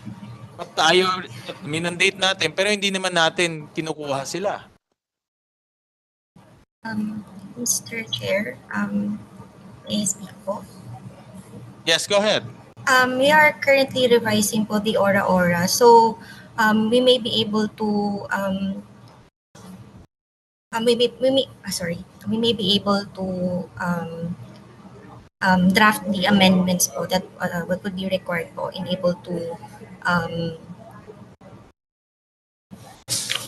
to include po yung mga amendments po sa recent laws po. So, we will submit, we will,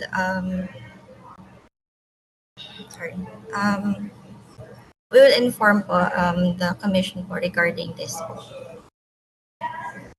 Sige, just inform the commission about the discussions today. And even in the absence of the law, the commission can already promulgate new qualification standards to accommodate our senior high school students. Of course, the law will mandate it, but even before the law becomes, even the proposal becomes a law, the CSE can already correct this problem. And it's been the clamor of our senior high school students and our families. Let's give them justice. Kawawa naman ang mga families natin. No? Let's give them justice. Because they're the ones being unfairly treated by the CSE. No less than the CSE. And the CSE is supposed to be an example of fair treatment to all, including our civil servants. No? Anyways, but just submit to us.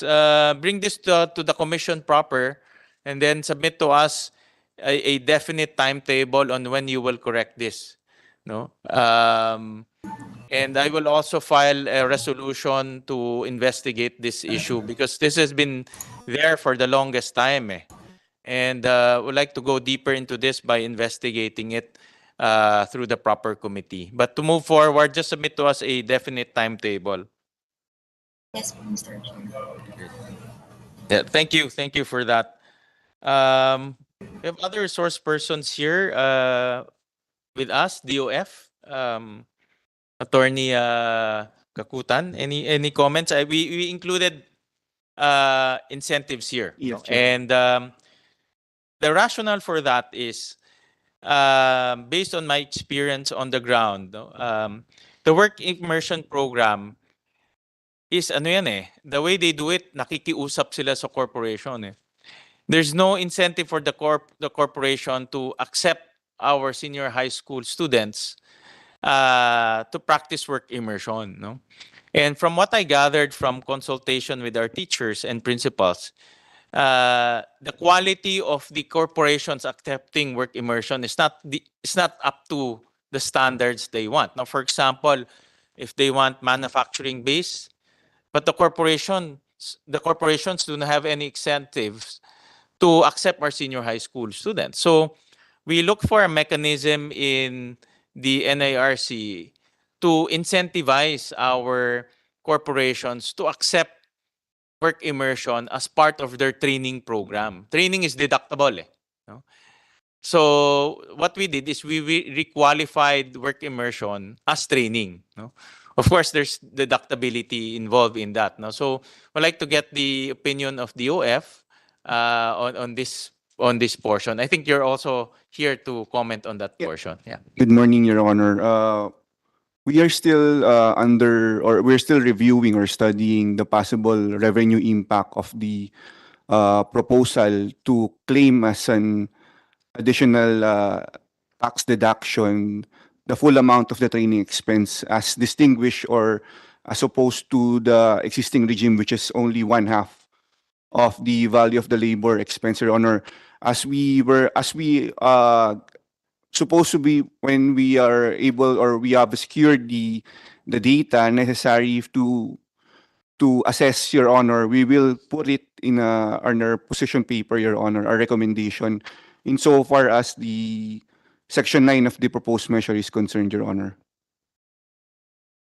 Yeah, attorney, in the CREATE law, no, the training is deductible up to 50%. No, and to incentivize it, we made it 100%. no, in our proposal. So the way this will work in the future, for example, I'm a corporation, and a school comes to me requesting to partner up and accept our students for work immersion. No? So what we did here is we included work immersion as part of the training expense of our corporation that the corporation can use as 100% deductible. And my chain of thought there is these students that will be trained through work immersion can also be hired in the future. So in effect, they're already training the students. No, even though there's no employer-employee relationship, but the mere fact that they are training the students and there's potential for the students to be hired, I consider that as part of training. Of course, not in the strictest sense, no, but so that corporations will be incentivized. So kung ako in corporation, I'll be incentivized because if I take in work immersion students, I can claim that as deductible. No?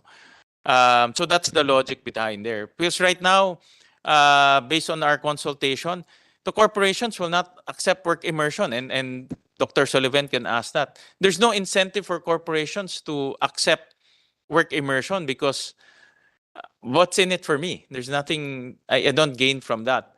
So what happens now on the ground is the work immersion, the corporation or organization accept work immersion are the low, the ones that are not linked or not aligned to the courses of the students. So that's the whole logic why we included this as a deductible. You know? Yes, Your Honor. We'll relay this to our principals, Your Honor. But just a manifestation, we just like to, the mandate of the DOF precisely is to ensure that the revenues of the government is would not be lessened, Your Honor, and we would be able to provide our assessment on this once we have the data on the availment, Your Honor, on the existing regime, Your Honor. I cannot provide the figures right now or give me assessment because I do not have exactly the figures on how much or the enterprises were currently availing of the labor or training expense, Your Honor. I guess the questions will be how much, how many corporations are claiming deductibles for training? I don't know if you have that now. How much are those? And then what is the potential impact of this proposal? No? We'll take note of that, Your Honor. Yeah, I think those are the numbers that we need to talk about. No? Yeah, Dr. Phoenix. Yeah, but as I said earlier, Mr. Chair, I think the deductibility is that I can deduct 100% of what is my training expense. And the incentive is that I can deduct another 50% of that in addition. You know, that is, and then now this proposal is that I deduct already by 100%, but now I can double that deduction to 200%, right? In our proposal is only 100%, Dr. Phoenix. It's already deductible from the very start, that 100%. So what you're saying is that an additional 100% of my training expense is deducted. That's isn't that the way it is? Our proposal is you can include work immersion as part of your training expense. So it's not only training your employees directly, but also accepting senior high school students and training them. So But I can do that. You know, it's when I I can deduct, for example, my training expenses, my actual training expenses, I can deduct completely, 100%. But the incentive that is being given, and I think it's only being given to BOI registered and PESA companies, right? That in addition to that, let's say I spend 1 million, I deduct already the 1 million as from my taxable income. But in addition, I can add another 500,000 as a deduction against my taxable income. That is the way it is today. Now you're saying is that in addition to my deducting already 100%, you are going to allow me to deduct another 100% from my taxable income. Is that what the law is? In that's the way I read it, no?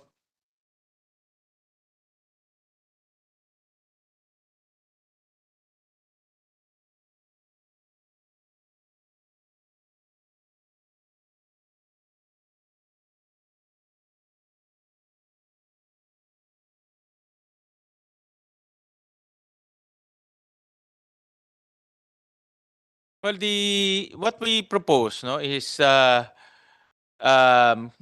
I think I should just we might need to clarify this later on, no, Dr. Phoenix. But the original intention is to include work immersion as part of the deductible. That is the I'm reading the section right now, and admittedly we need to clarify that. No, but I want to put on record that the intention is to include work immersion as part of the deductible in the training expense. No, because in my experience with doing this work immersion, whatever my expenses to get somebody in on work immersion, I also deduct it as part of my training expense. There's no more question about that. Now, the incentive is for me to deduct an additional whatever. If I spent 100,000 for work immersion to 20 students, then I can deduct another 100,000 because that's a valid expense that's deductible. My any training expense is valid expense to be done. But then the incentive is to deduct another 50% or 100%. Can I ask TOF, is work immersion part of the deductible? Because from what we understand, the work immersion for senior high school, for senior high school students, cannot be deducted. The training expense should be there's a worker employee-employer relationship. That's what I understand. No. No? If I may, Your Honor, I think PCCI was referring to the provision under CREATE on enhanced deductions, Your Honor. That's why his interpretation is that by virtue or on account of this proposed measure, there will be a double deduction. I think that's his interpretation, Your Honor. Sorry for the confusion. I think we need to polish our proposal. But the proposal is just to include work immersion for senior high school. Because in the original law is enterprise based. No? So that's what that's what we intend to include. No? Kasi Ship agreements under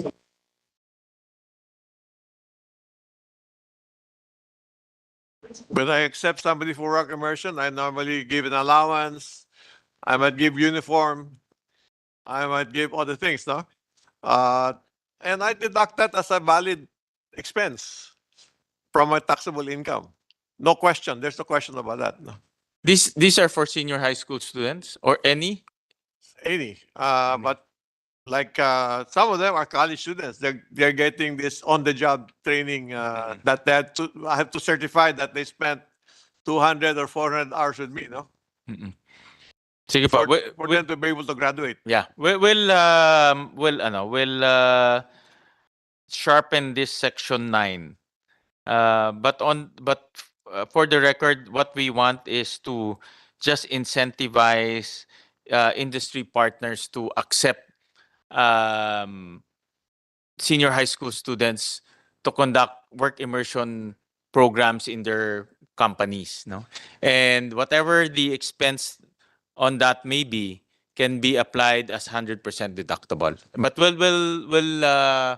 we'll sharpen this proposal later on, no? So Attorney Gakutan, just comment on that premise, no? Yes, Your Honor. We might I'm reading the section 9 right now. It might I think it's a little it needs improvement, no? Yes, To make sure We'll that also check on the, just to be sure, we'll also check on the comment again from PCCI regarding the supposed double deduction. yeah. It's not our intention to do double deduction. Yes, I sir. know the sentiment of DOF on that. So that's why I just want to include work immersion as part of the deductibles. Yes, sir. Yeah. All right. But it is already part of the deductible. Yeah, that's As what. as somebody who has experienced getting people in work immersion or on the job training. Yeah. I put that as part of my expense that's deducted from my taxable income. All right. We'll do some more research on that and ask DOF to comment on that. No? But just to add, I do not apply for this additional 50%, which is available to me today. Mm-mm. Because it's just too tedious and all the paperwork to do to be able to do it. And then later on, the BAR can come over and say, that's not a deductible expense, you know. So forget it. No? So it doesn't really, as I said earlier, perhaps that incentive is fine, but then it really does not work practically. Yeah. I know what you're saying, Dr. Phoenix. We have some more resource persons. We'll call on ECOP. Any comments from Mr. Maronilia? Thank you for having us, Mr. Chairman. Well, ECOP joins the chairman's goal to eventually call our SHS graduates Batang Magaling. No? We all want that them to be magaling and also that they would be eventually gainfully employed. Mr. Chairman, admittedly yung unemployment rate of the SHS is not really too familiar to me. But as mentioned earlier, no, high school students already have tech book subjects, and this means that they should already be employable, no. But if there's one thing that ECOP could emphasize in, it might be on the development of the soft skills of the student, no? Rather than the hard skills. We notice, and also based from my experience, that soft skills are more important in as much as um, um, in the long run, no, soft skills ang talagang hinahanap ng employers, while ang hard skills naman are easier to learn when you are older. So yun lang po, Mr. Chairman. Thank you. Thank you, Mr. Maronilia. Well, DBM, let's call on DBM, Attorney Baraan. Yes, good afternoon, Mr. Chair, and to all the other honorable senators present in this meeting. First of all, the DBM would like to express its support to the bill. And then relative thereto as to Section 11 on appropriations, Your Honor, considering that there are other agencies that are included in the implementation of the proposed bill, we recommend that the same be included in this provision, the current appropriations of the agencies concerned, and not just the DepEd po. Thank you po. Thank you for that. We'll call on Dole also.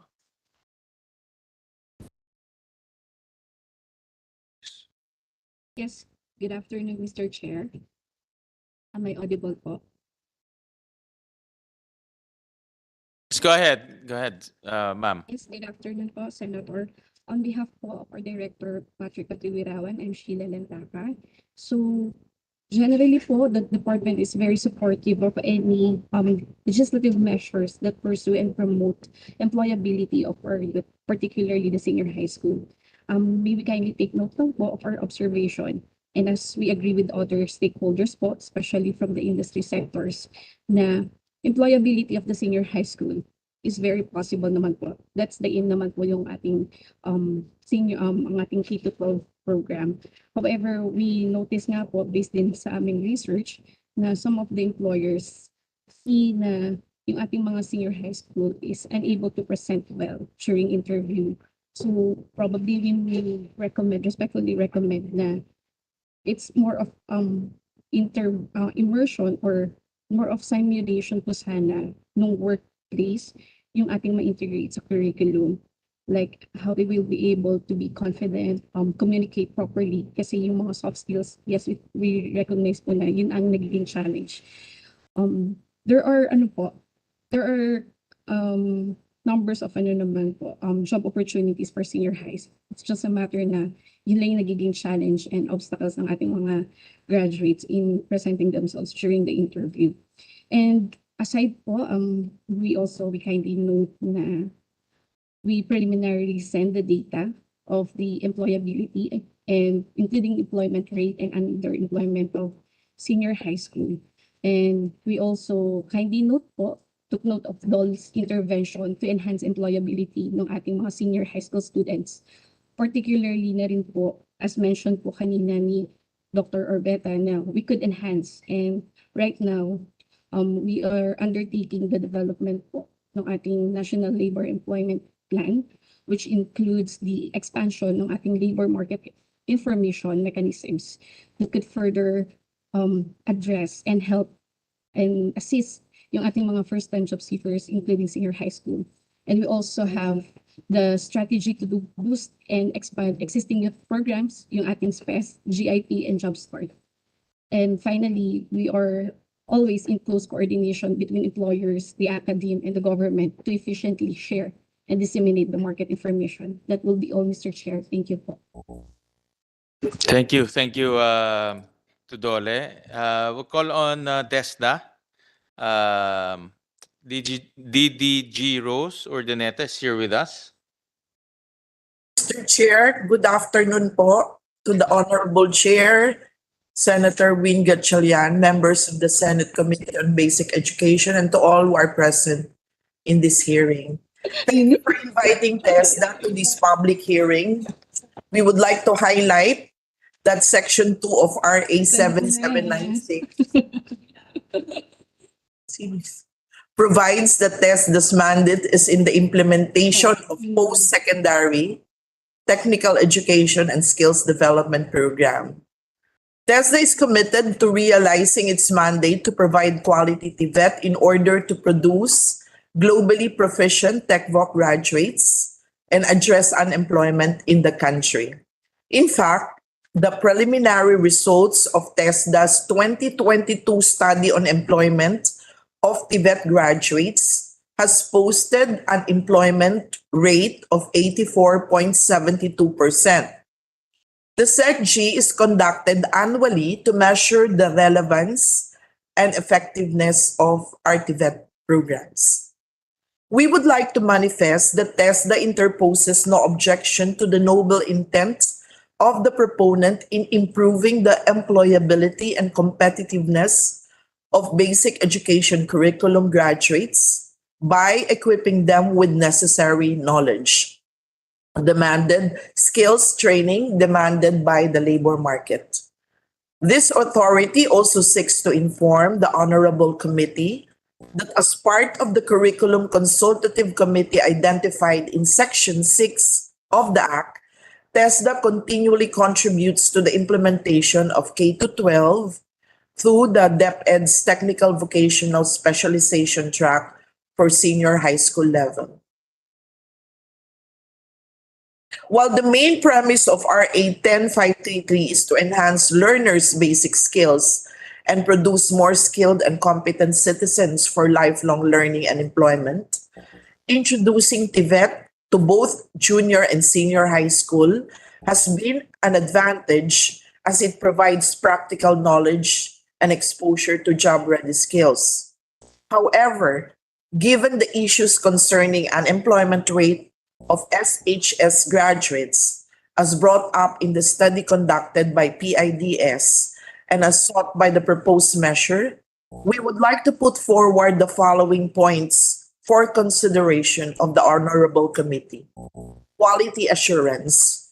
It is highly recommended that the implementation of the TVL programs must adhere to the Philippine Quality Assured PSD system to ensure the quality of programs offered under the TVL track, which covers the following. On standards development, TESDA has promulgated a total of 359 or 315 training regulations, a package of qualifications, competency standards, training standards, assessment and certification arrangements in specific sectors. These TRs serve as a basis for the development of the curricula, registration, and delivery of training programs. These are developed with the industry. In line to this, TESDA is most appreciative if DepEd shall follow these standards in the formulation of their curriculum in the TVL programs. Monitoring and compliance of the program offerings under TVL should adopt the TESDA compliance audit requirements and procedures.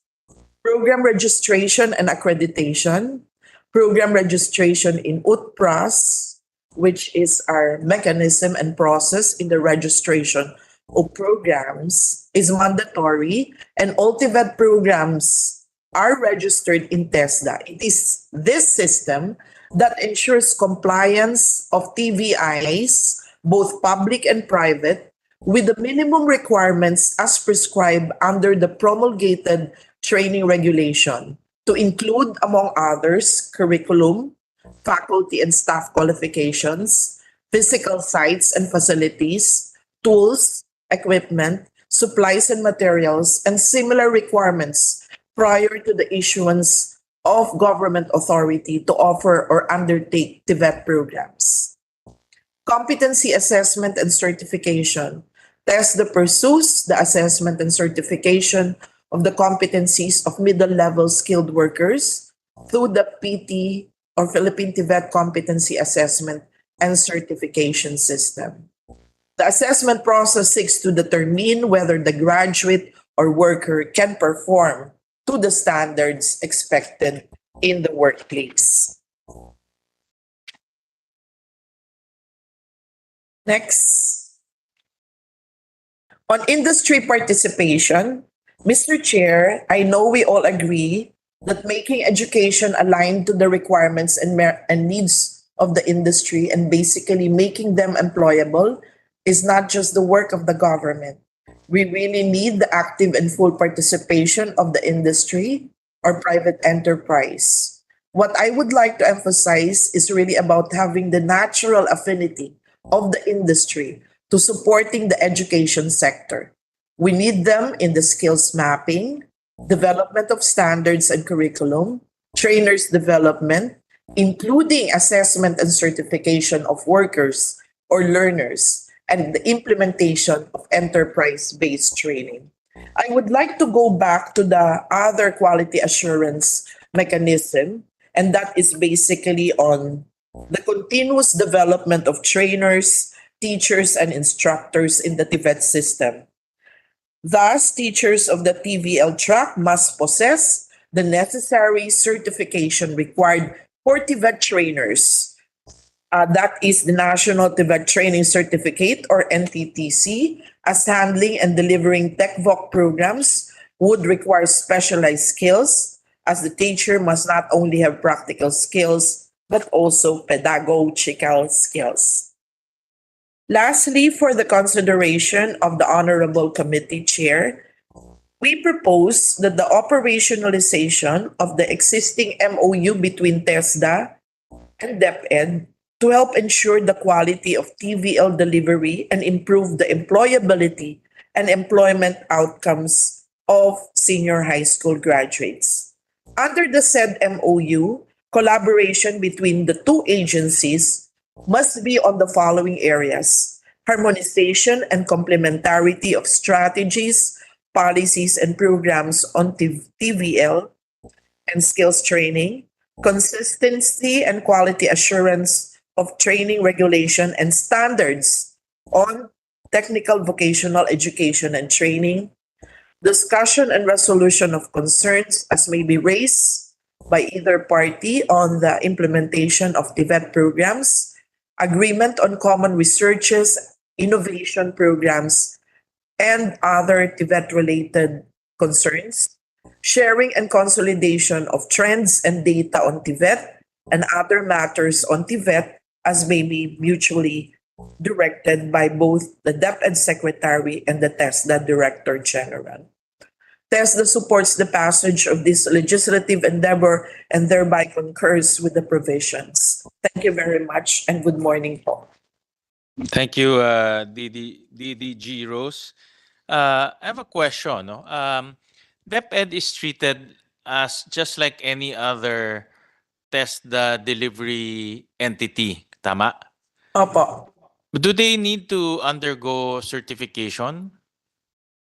Not necessarily po yung formal registration, but they need to be compliance audited, which means to say that all of the requirements of TESDA must be at least the nominal maano po ng DepEd in terms of facilities, yung pong trainer qualifications, as well as yung curriculum po.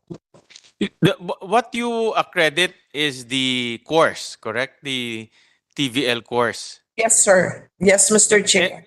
And then in the process of the accreditation, you also look at the facilities and the qualifications of the people who will conduct the training. Yes, Your Honor. Have you done that for DepEd? Is there such a relationship or such an endeavor between TESDA and DepEd? At this point, Your Honor, wala pa po, but we have already made our manifestation na sana po magawa yun through the MOA that we have signed with the previous secretary po. That was around 2019. And the MOA contains what are the salient features of the MOA? Primarily, yung pong compliance audit, if we can come up with a arrangement that we do also compliance audit. Yun po yung sinasabi namin na on the of their curriculum, trainer, facilities. The training regulation. Opo, if they have followed the training regulation also. Okay. And there's no audit or there's no endeavor to align or accredit the training regulation of DepEd with TESDA? There's no may mga ganyan endeavors ba? Is there any undertaking to that effect? Wala pa po. Yun lang pong MOA. MOA lang. Okay. No, but the reason why I'm asking is it's important personally, no? It's important for me that the TVL training of our senior high school students is duly accredited by TESDA. No, because TESDA is the sole accrediting body of our country, no? Both in terms of course and in terms of certification. So it's important that our senior high school graduates have that seal of approval by TESDA, because in turn they will use that to look for jobs. No? If there's no seal of approval of TESDA, then it will be difficult for our high school graduates to look for jobs. No, whatever they learn, we don't even know if the things that they learned are aligned with TESDA or useful to the companies that they will be applying in. No? Yes, Yun Your yung Honor. akin chain of thought. Is that something that is valid? Yes, Your Honor. That's why we initiated the coming up of a memorandum of agreement with the previous administration to really look into the quality assurance of the TVL track.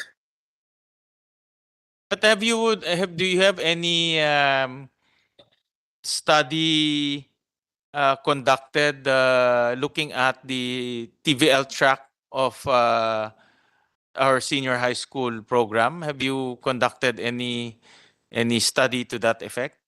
Wala pa po talaga yung study. Wala pa. Wala pa po. Okay. Yeah, I think moving forward, Dr. Sullivan, it's important that because in my opinion, TESDA is the sole accrediting body. And corporations look for that TESDA seal, no, or TESDA accreditation. And if our high school graduates are not certified by TESDA, it will be very difficult, no, for our senior high school graduates to look for jobs, or the jobs that are equivalent to their TVL training. I'll give an example. Like, for example, a lot of the restaurants, hospitalities, they look for the TESDA certification. Once they have the TESDA certification, they're confident that these students underwent very strict standards of TVL training. But without that certification, even may DepEd diploma sila, they're not confident, because they know that TESDA is it's a very competent accrediting and certification body, no? So yun ang nakikita kong missing with our senior high school program, no? Yeah, go ahead, Dr. Sullivan. Thank you, Mr. Chair. Having heard the sharing of our DDG and sa inputs po ninyo, now that we are really in the senior high school curriculum review and revision, I think it's also very timely that this will be already articulated with the Department of Education in our effort to really improve the relevant skills to make our graduates are really employable. And of course, we also acknowledge the fact that we are in constant communication with the TESDA in as far as curricular matters. That's why po a while ago I made mention that many of our specializations in the TVL are really training regulations by the TESDA. So we actually followed what they have. Those training regulation never went accreditation. Yun po yung sinabi po kanina. So that's why in the senior high school curriculum revision po, Mr. Chair, we will consider that. But I know that you follow the training regulation of TESDA, no? But the course should be accredited by TESDA, but it's not accredited. That's why po sabi po ni Ma'am kanina, there's now an ongoing MOU for the sa previous administration. So now that we are in the new administration, is good na masurface po ulit, especially that there are also active discussions about po doon sa implementation ng Philippine Qualifications Framework. Kasi po sa PQF-NCC, nandun naman po silang lahat po.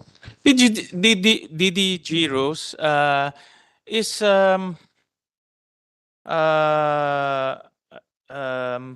the training regulations are patterned after TESDA. That's for sure, no? In most of the courses, I think there are some specialized courses that are created by DepEd themselves. Yes po, Mr. But Chair. the majority I saw in the list, majority are from TESDA. Is that enough to give confidence to the employers that our senior high school graduates are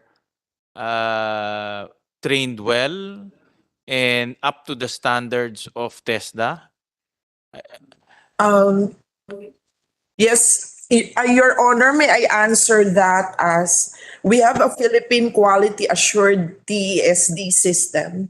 And by that, we mean that all the training regulations have been developed with the industry, and that we should also follow a certain process of certification of our trainers so that we will be assured of the quality of training, not only yung TR po na wala kasi kaming evidence na talagang nakita na ano yung TR nasunod.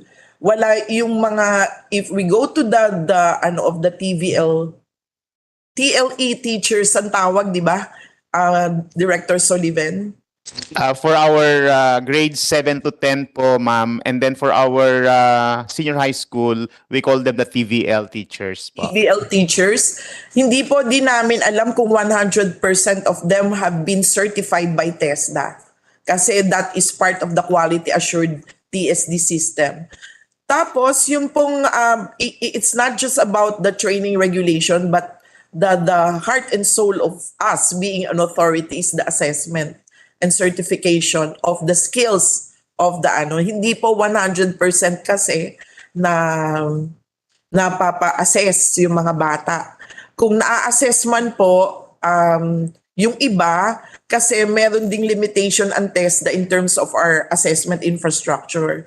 So, yun po, Mr. Chair, ang kasagutan namin na yung meron po kami sistema in order to ano yung quality assurance. So, hindi lang po yung sinasabi na tinitingnan yung training regulation, masasabi na natin talaga na ma-assure yung quality ng implementation ng technical education and skills development.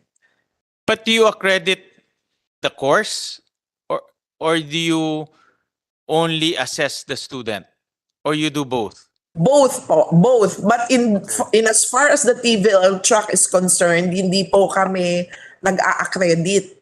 Kasi thinking that DepEd is already parang trust na lang po na nasa gobyerno. Tapos ginagawa po nila yung dapat nilang gawin, and they should not be desecrating the training regulation. I commend you for trusting DepEd. It's a good sign. However, ako personally, I would be more confident if TESDA accredits the course and assesses the students. I think that will be the ultimate demonstration that our TVL track in our senior high school is up to standards, no? Because TESDA is the sole authority when it comes to TechVoc. We all know that. And it's already recognized by corporations, by industry, and TESDA, that's their expertise. No? So, but my next question, DDG Rose, is can TESDA accredit all of the courses of DepEd? And can it also assess all of the students, assuming that we mandate accreditation of courses and assessment of students? Can TESDA do that? Your Honor, the accreditation, okay lang po yun, kaya namin. But yung sa assessment, medyo po kami dyan. We have to be honest. We need really the help of the industry in terms of yung infrastructure sa assessors po and assessment centers. Because ito po yung kakulangan din talaga namin. Because yung assessment center is a matter of investment. Kailangan mag-invest po yung mga institutions or the government for us to come up with an assessment center. Yung assessors din po, yan yung medyo hirap kami. Kasi yan yung hinihingi namin tulong sa industry for them to become our assessors also. Earlier, si Dr. Phoenix mentioned repeatedly, wala na siya ngayon, but he repeatedly said that the TVL track should be handled by TESDA, no? And I think what he meant about that is for TESDA to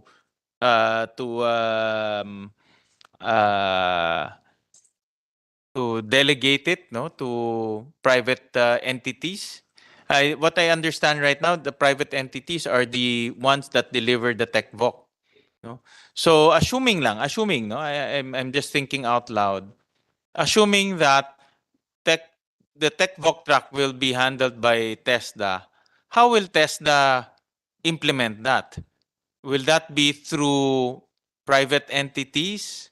Will that be through TESDA-run training facilities? How will that be implemented? Through the private TVIs, run assessment centers. And hindi naman po ganun kadami yung training institutions namin sa TESDA and yung assessment centers. Most ano po namin ngayon talaga is we really wanted yung complementarity role, and that we are now trying to really look into the private investments in assessment centers. Can TESDA, does TESDA have the manpower to accredit DepEd and also assess all the students of DepEd? Can that be done? Assuming we mandated by law, so that all the courses being offered to our senior high school student have the seal of approval of TESDA. Can TESDA do it? Sir, ngayon hindi. Baka pag naging department kami. Well, anyways, submit to us a budgetary requirement for that, no?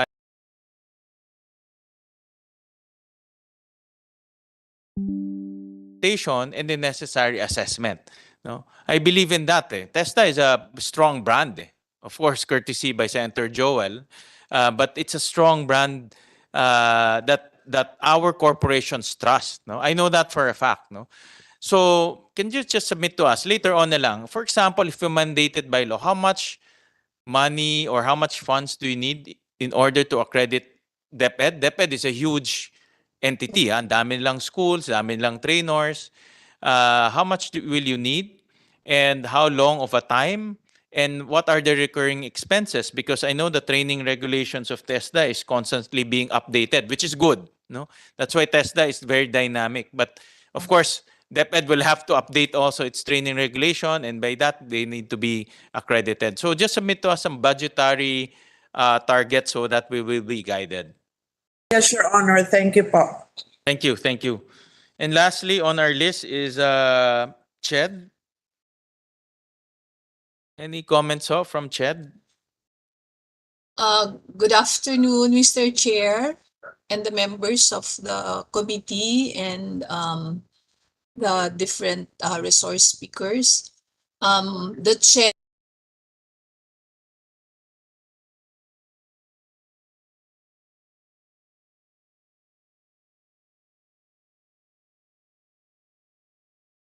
Ma'am Georgie, Can you hear me, sir? you're choppy ho. You hung for a while. So can you Okay. repeat that from the start? Yes. Yes, Mr. Chair, good afternoon. The Commission on Higher Education would like to manifest its support on Senate Bill number 2022 po, and whatever and we would gladly participate in the technical working group if ever the committee will call for a technical working group in order to finalize and the bill po, and whatever is needed on the part of the commission, we will gladly be of help to the committee. So thank you very much, Mr. Chair, for this opportunity and invitation for the commission. Thank you, Ma'am Balanag. I'll digress a bit, no, because we were talking about employability of our senior high school students, but we have to take note that 70% of our senior high school students want to go to college. No, even those who take TVL track, we saw in the data that their goal is to enter college. No, so my question is, how do we? Is there any assessment to know whether senior high school has contributed to the college readiness of our graduates? Have you done any assessment on the part of CHED to determine our senior high school students are college ready? No? Meaning they are they can already cope up with the rigors of our college, both in technical skills and soft skills? No? Do you have any assessment to that effect? Mr. Chair, I would have to get back to you on that and refer it to the proper office here at the Commission on Higher Education. Maybe there has been some researches done already on this matter, and we will get back to you po as soon as we get the proper feedback from the concerned office. So I'll take that as an assignment, Mr. Chair. Okay, another question, no? And this is one of the most controversial. I remember again during the discussion and debates on K to 12, one of the selling points for adding senior high school is to bring down the general subjects in college. So the goal there is to reduce the number of years in college. So they take up all the general courses, all the general subjects in senior high school. When they go to college, they will just focus on their concentration. No, was that ever? What is the first of all? What is the update on that promise of K to 12? And is that being implemented right now? Mr. Chair, yes, I know for a fact that that has been studied, but unfortunately, at the moment, I cannot give you a definite answer on this matter because I don't know if there were really definite policy recommendations as to the limiting the number of college years no after or because of the implementation of the K to 12. But again po, let me get back to you on that if there are specific studies already made or policy directions on the part of the Commission on Higher Education. Because I'm trying to trace the dissatisfaction of our families to K to 12, and one of which is they say it's redundant, no? They learn general subjects in senior high school, and then when they enter college, they learn it again, no? Yes. So, in other words, we just added 2 years, but Yes. they study the same thing in senior high school and in college. And I'll Yes. give you a case in point, no? I'll flash on the screen. For Yes. example, general mathematics. This is a very, very rough comparison that we did internally, subject, of course, to a much more detailed research. But for Yeah. example, high school, there's subjects in general mathematics, statistics, probability. And then in college, there's also mathematics in the modern world, which we trace covers almost the same. In senior high school, oral communication in context. And then in college, there purposive communication. And then we trace the components, it's the same. Next will be entrepreneurship. In college, there's entrepreneurial mind, no, and so on. No, so um, this is only rough internal. No, we based it on available information, but we traced that there are some subjects being taught in senior high school as general subjects or general courses and then being taught in college. And In the promise college, before is to take it out of college so yeah. that we can reduce the Yes. number of years. So Yes. where are we in terms of that promise? Yeah.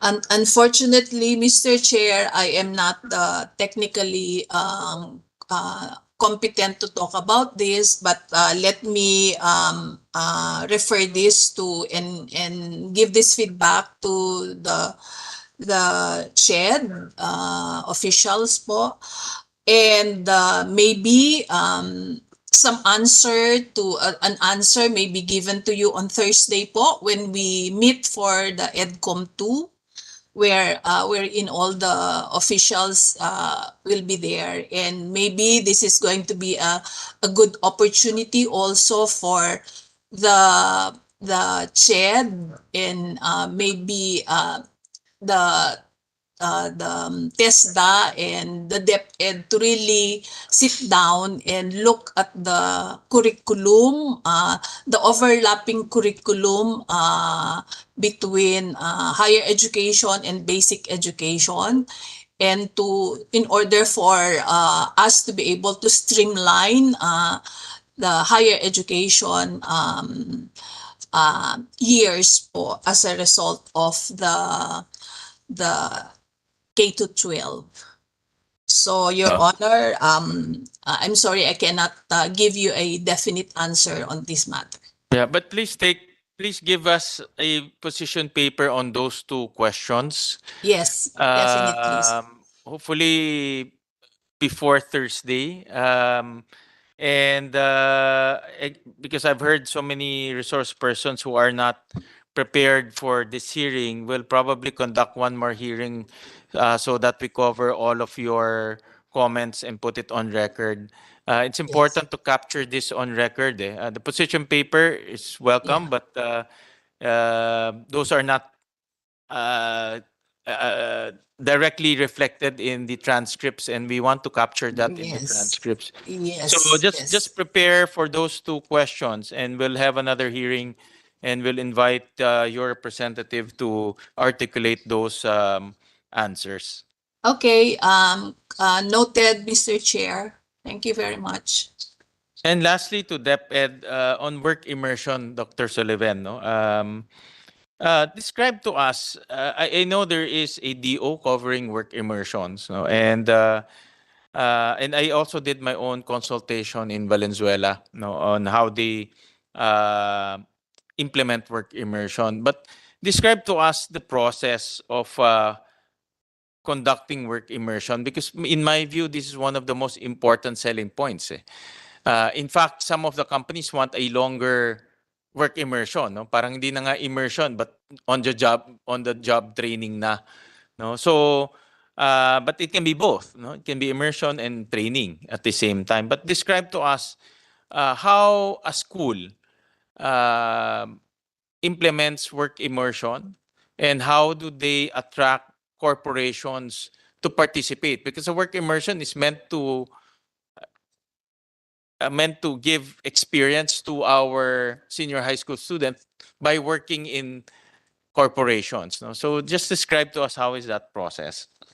Thank you, Mr. Chair. And in describing it, po, Mr. Chair, allow me to share an experience when I was an OIC Assistant Schools Division Superintendent sa Schools Division Office of Quirino. So when the DepEd Order 30 series of 2017 was released, it took off based on curriculum guides. There was this number 9 is specialization, particularly for TVL, and in fact, Mr. Chair, even for the other tracks and strands. So specialization number 9, it's work immersion. So but that policy was further clarified, okay, and made it mandatory for TVL students to undergo the work immersion. For the other tracks and strands, it became an option for them, okay, because, like for example, for STEM, Mr. Chair, is a choice between work immersion and the STEM capstone project. Okay, so it's actually a research. Whereas for arts and design, it can be work immersion or just doing a culmination activity related to the specialization of these students. So usually po, in our experience before, when I was an OIC ASDS, so we conducted first the orientation regarding the senior high school work immersion policy, so that all the school heads, okay, all even representatives from the parents and from the partners in that locality are invited and share the policy on the senior high school work immersion. So after that, the school prepares its work immersion plan, and eventually do their respective scanning of their partners, okay, and then ask the students some basic information, of course, in consideration to their chosen specialization. Say, for example, for a TVL, like for example, I'm just citing a real experience because I experienced this 5 years ago when I was OIC ASDS. There was this Department of Agriculture Experimental Station. So that place is good for senior high school TVL who are into agri-fishery. So when that student, for example, showed interest to go to that place, then the school, the parents, and the DA experimental station come into an agreement. So then after that, the immersion goes on, and then until that student gets a grade for the senior high school work immersion. The learning delivery modalities as contained in our work immersion policy po, Mr. Chair, we have 80 hours as minimum. But should the students, for example, like to have more hours of that, it can go through the different other models, B, C, and D as contained po in our policy. And when there are partners who would like to, parang inaay na po nila na gusto namin itong bata na ito na after senior high school graduation, i-hire na namin, then along the work immersion, it can happen to lengthen the training. So that's usually the process, Mr. Chair. And how do you convince companies, no, or organizations? Like in Valenzuela, we have a lot of companies there, and I found out that most of the work immersions happen with companies.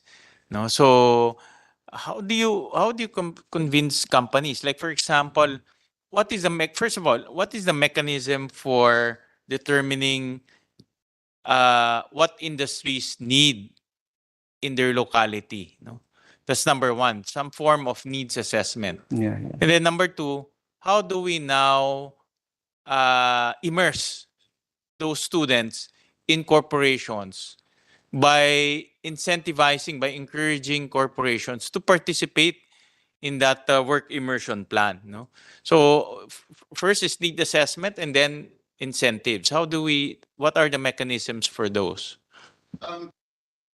Yes, Mr. Chair. I think that is embodied in the. Kasi po, Mr. Chair, there's also a partnerships policy, and in that work immersion policy, may mga templates po tayo ng may mga templates tayo ng may mga memorandum of agreement. So usually that is the signing of that is being facilitated at the school level, Mr. Chair. Can the principal, through the principal, but can the principal convince, let's say, San Miguel to accept work immersion programs? Mr. Chair, that's why I started with the SDO, because the Schools Division Office po has what we call the Social Mobilization and Networking Unit that takes charge of partnerships po, Mr. Chair. So meaning to say at the SDO level, we can say that it already has a list of partners, and then can possibly be disaggregated according to the specializations of our learners. But just in NCR, Dr. Sullivan, how many partners do you have? Do you have that number? Sorry, Mr. Chair, I have it in my notes. If it's okay with you, that I'll open it. Yeah. How many partners do you have for NCR? Yeah, yes, Mr. Chair. So I think that we have here, let me read it po, Mr. Chair. For NCR here, it said cooperatives, we have 23, local government, we have 268, NGOs, 49. For private companies, we have For 635. NCR or nationwide? NCR po, Mr. Chair. Okay. And then for government agencies, there are 17, Mr. Chair. But these are, according to these remarks, partial data po, Mr. Chair. But the SDO will now enter into a MOA with partners. That's the mechanism. Um, I'm not so certain about it, Mr. Chair, but the role of the school head po kasi is also very critical there kasi meron siyang direct contact with the parents as well. But although it can be facilitated by the SDO, SDO being having a wider reach to partners. Correct, correct. But who looks for the partner? Who talks to the partner? The partner industry, ah? Usually, Mr. Chair, that's why I said that at the SDO level, it can be there that there is what we call a partners forum, something like that, and with the SDO officials and the school heads, kaya nakikita na po nila kung sino yung mga potential na partners. Especially those po, Mr. Chair, sa mga malalapit din sa mga tahanan, mga bahay ng ating mga learners because there are also associated cost kapag masyado pong malayo kung saan pupunta yung mga bata, Mr. Chair. Okay. And then I'm just wondering, like for example, in Valenzuela, we have San Miguel there, no? Which is a good corporation to do work immersion. Who talks to those? Who talks to the plant manager of San Miguel to allow work immersion? It can be po initiated by our schools division office po. The SDS. Opo, Okay. Mr. Chair. Kasi as I've said po, it's also possible po kasi na different schools offering senior high school with learners going to the same company. Okay. And how can this bill help the gaps being experienced now by our senior high school program? Very helpful po. Paano po? Can you... Because when we, Mr. Chair, all of these things that I'm sharing are based on the initial draft of our position paper po, Mr. Chair, kasi it still has to go through a process until sa level po ng ating Ma'am Vice President. But being in the curriculum and teaching, Mr. Chair, when we went over the list of national, the composition of the National Council, and then the possibility of creating local councils at the city, municipality, and the province. Kasi pag meron po tayong centralized database of partners, and then there's somebody who can facilitate the work immersion of our learners. There is that how they call that sense of, let's say, ownership of the work immersion, and it can be very helpful to our graduates.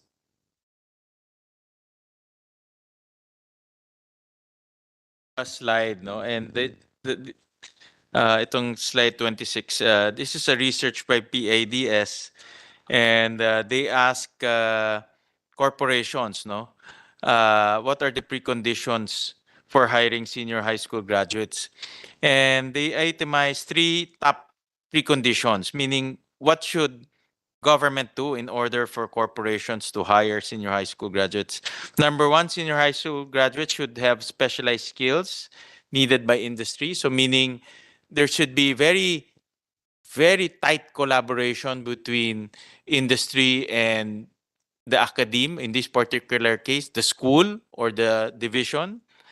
Senior high school graduates should have obtained TESDA national certificates. We talked about that extensively earlier.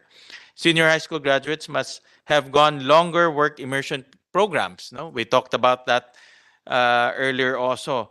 But the quality of the work immersion is also very important, and that's what I discovered in Valenzuela. The quality is not good. Not good in a sense na it's not aligned to what the students are learning. For example, they're learning, let's say,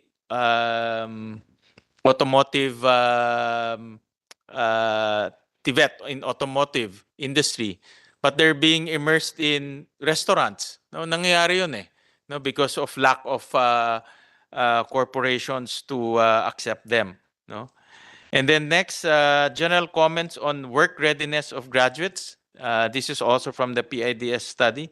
Senior high school graduates are not work ready given inadequate technical and behavioral skills of senior high school graduates. That's why we want to fix the work readiness side, and lack of length and quality of work immersion programs. We talked about that earlier. So the bill is aimed to fix this. No? That's what we aim to do. And we want to address the steady decline in the TVL track, because the TVL track is supposed to make our senior high school students work ready. But the academic track can also do the same, no? Because TESDA can also accredit, for example, accounting, no? They can also accredit some of the like bookkeeping, no? Some of the academic track courses. So that's what we plan to do also. So that's why I'm happy to hear from Dr. Sullivan that he thinks that this bill can greatly plug in the gaps of our senior high school. This bill is a work in progress, and I think we are one in terms of improving our senior high school program. Yes, Mr. Chair. There's great dissatisfaction. Maraming galit sa senior high school. Believe me, whenever I talk to our constituents. But I don't believe in taking it out also. I believe in addressing the gaps, no? Yes. Fixing it. Yes, Mr. And there's a lot of studies already, aside from your experience, Dr. Sullivan, but studies also, empirical studies also, pointing to what are the gaps and how to address it. And we plan to do that with this bill. No? Thank you, Mr. Chair. Yes. So with that, we've already exhausted all of our resource persons. However, a lot of our resource persons are not ready to share their opinion and their position on the bill. So we'll have another hearing, so that will exhaust completely the questions that were raised earlier. So we'll suspend the hearing now, for now, and we'll have another hearing soon. No? So I will inform you. Hopefully, our resource persons will be ready to answer questions by then. We want to capture that on record so that it will form part of the transcript. No? So with that, we'll suspend the hearing. And again, once again, thank you very much for your time, and thank you very much for sharing with us your thoughts. And please, we appeal to everyone to please be ready with your answers next time, especially with data and information, so that we'll have a complete and holistic discussion in the next hearing. So this hearing is hereby suspended.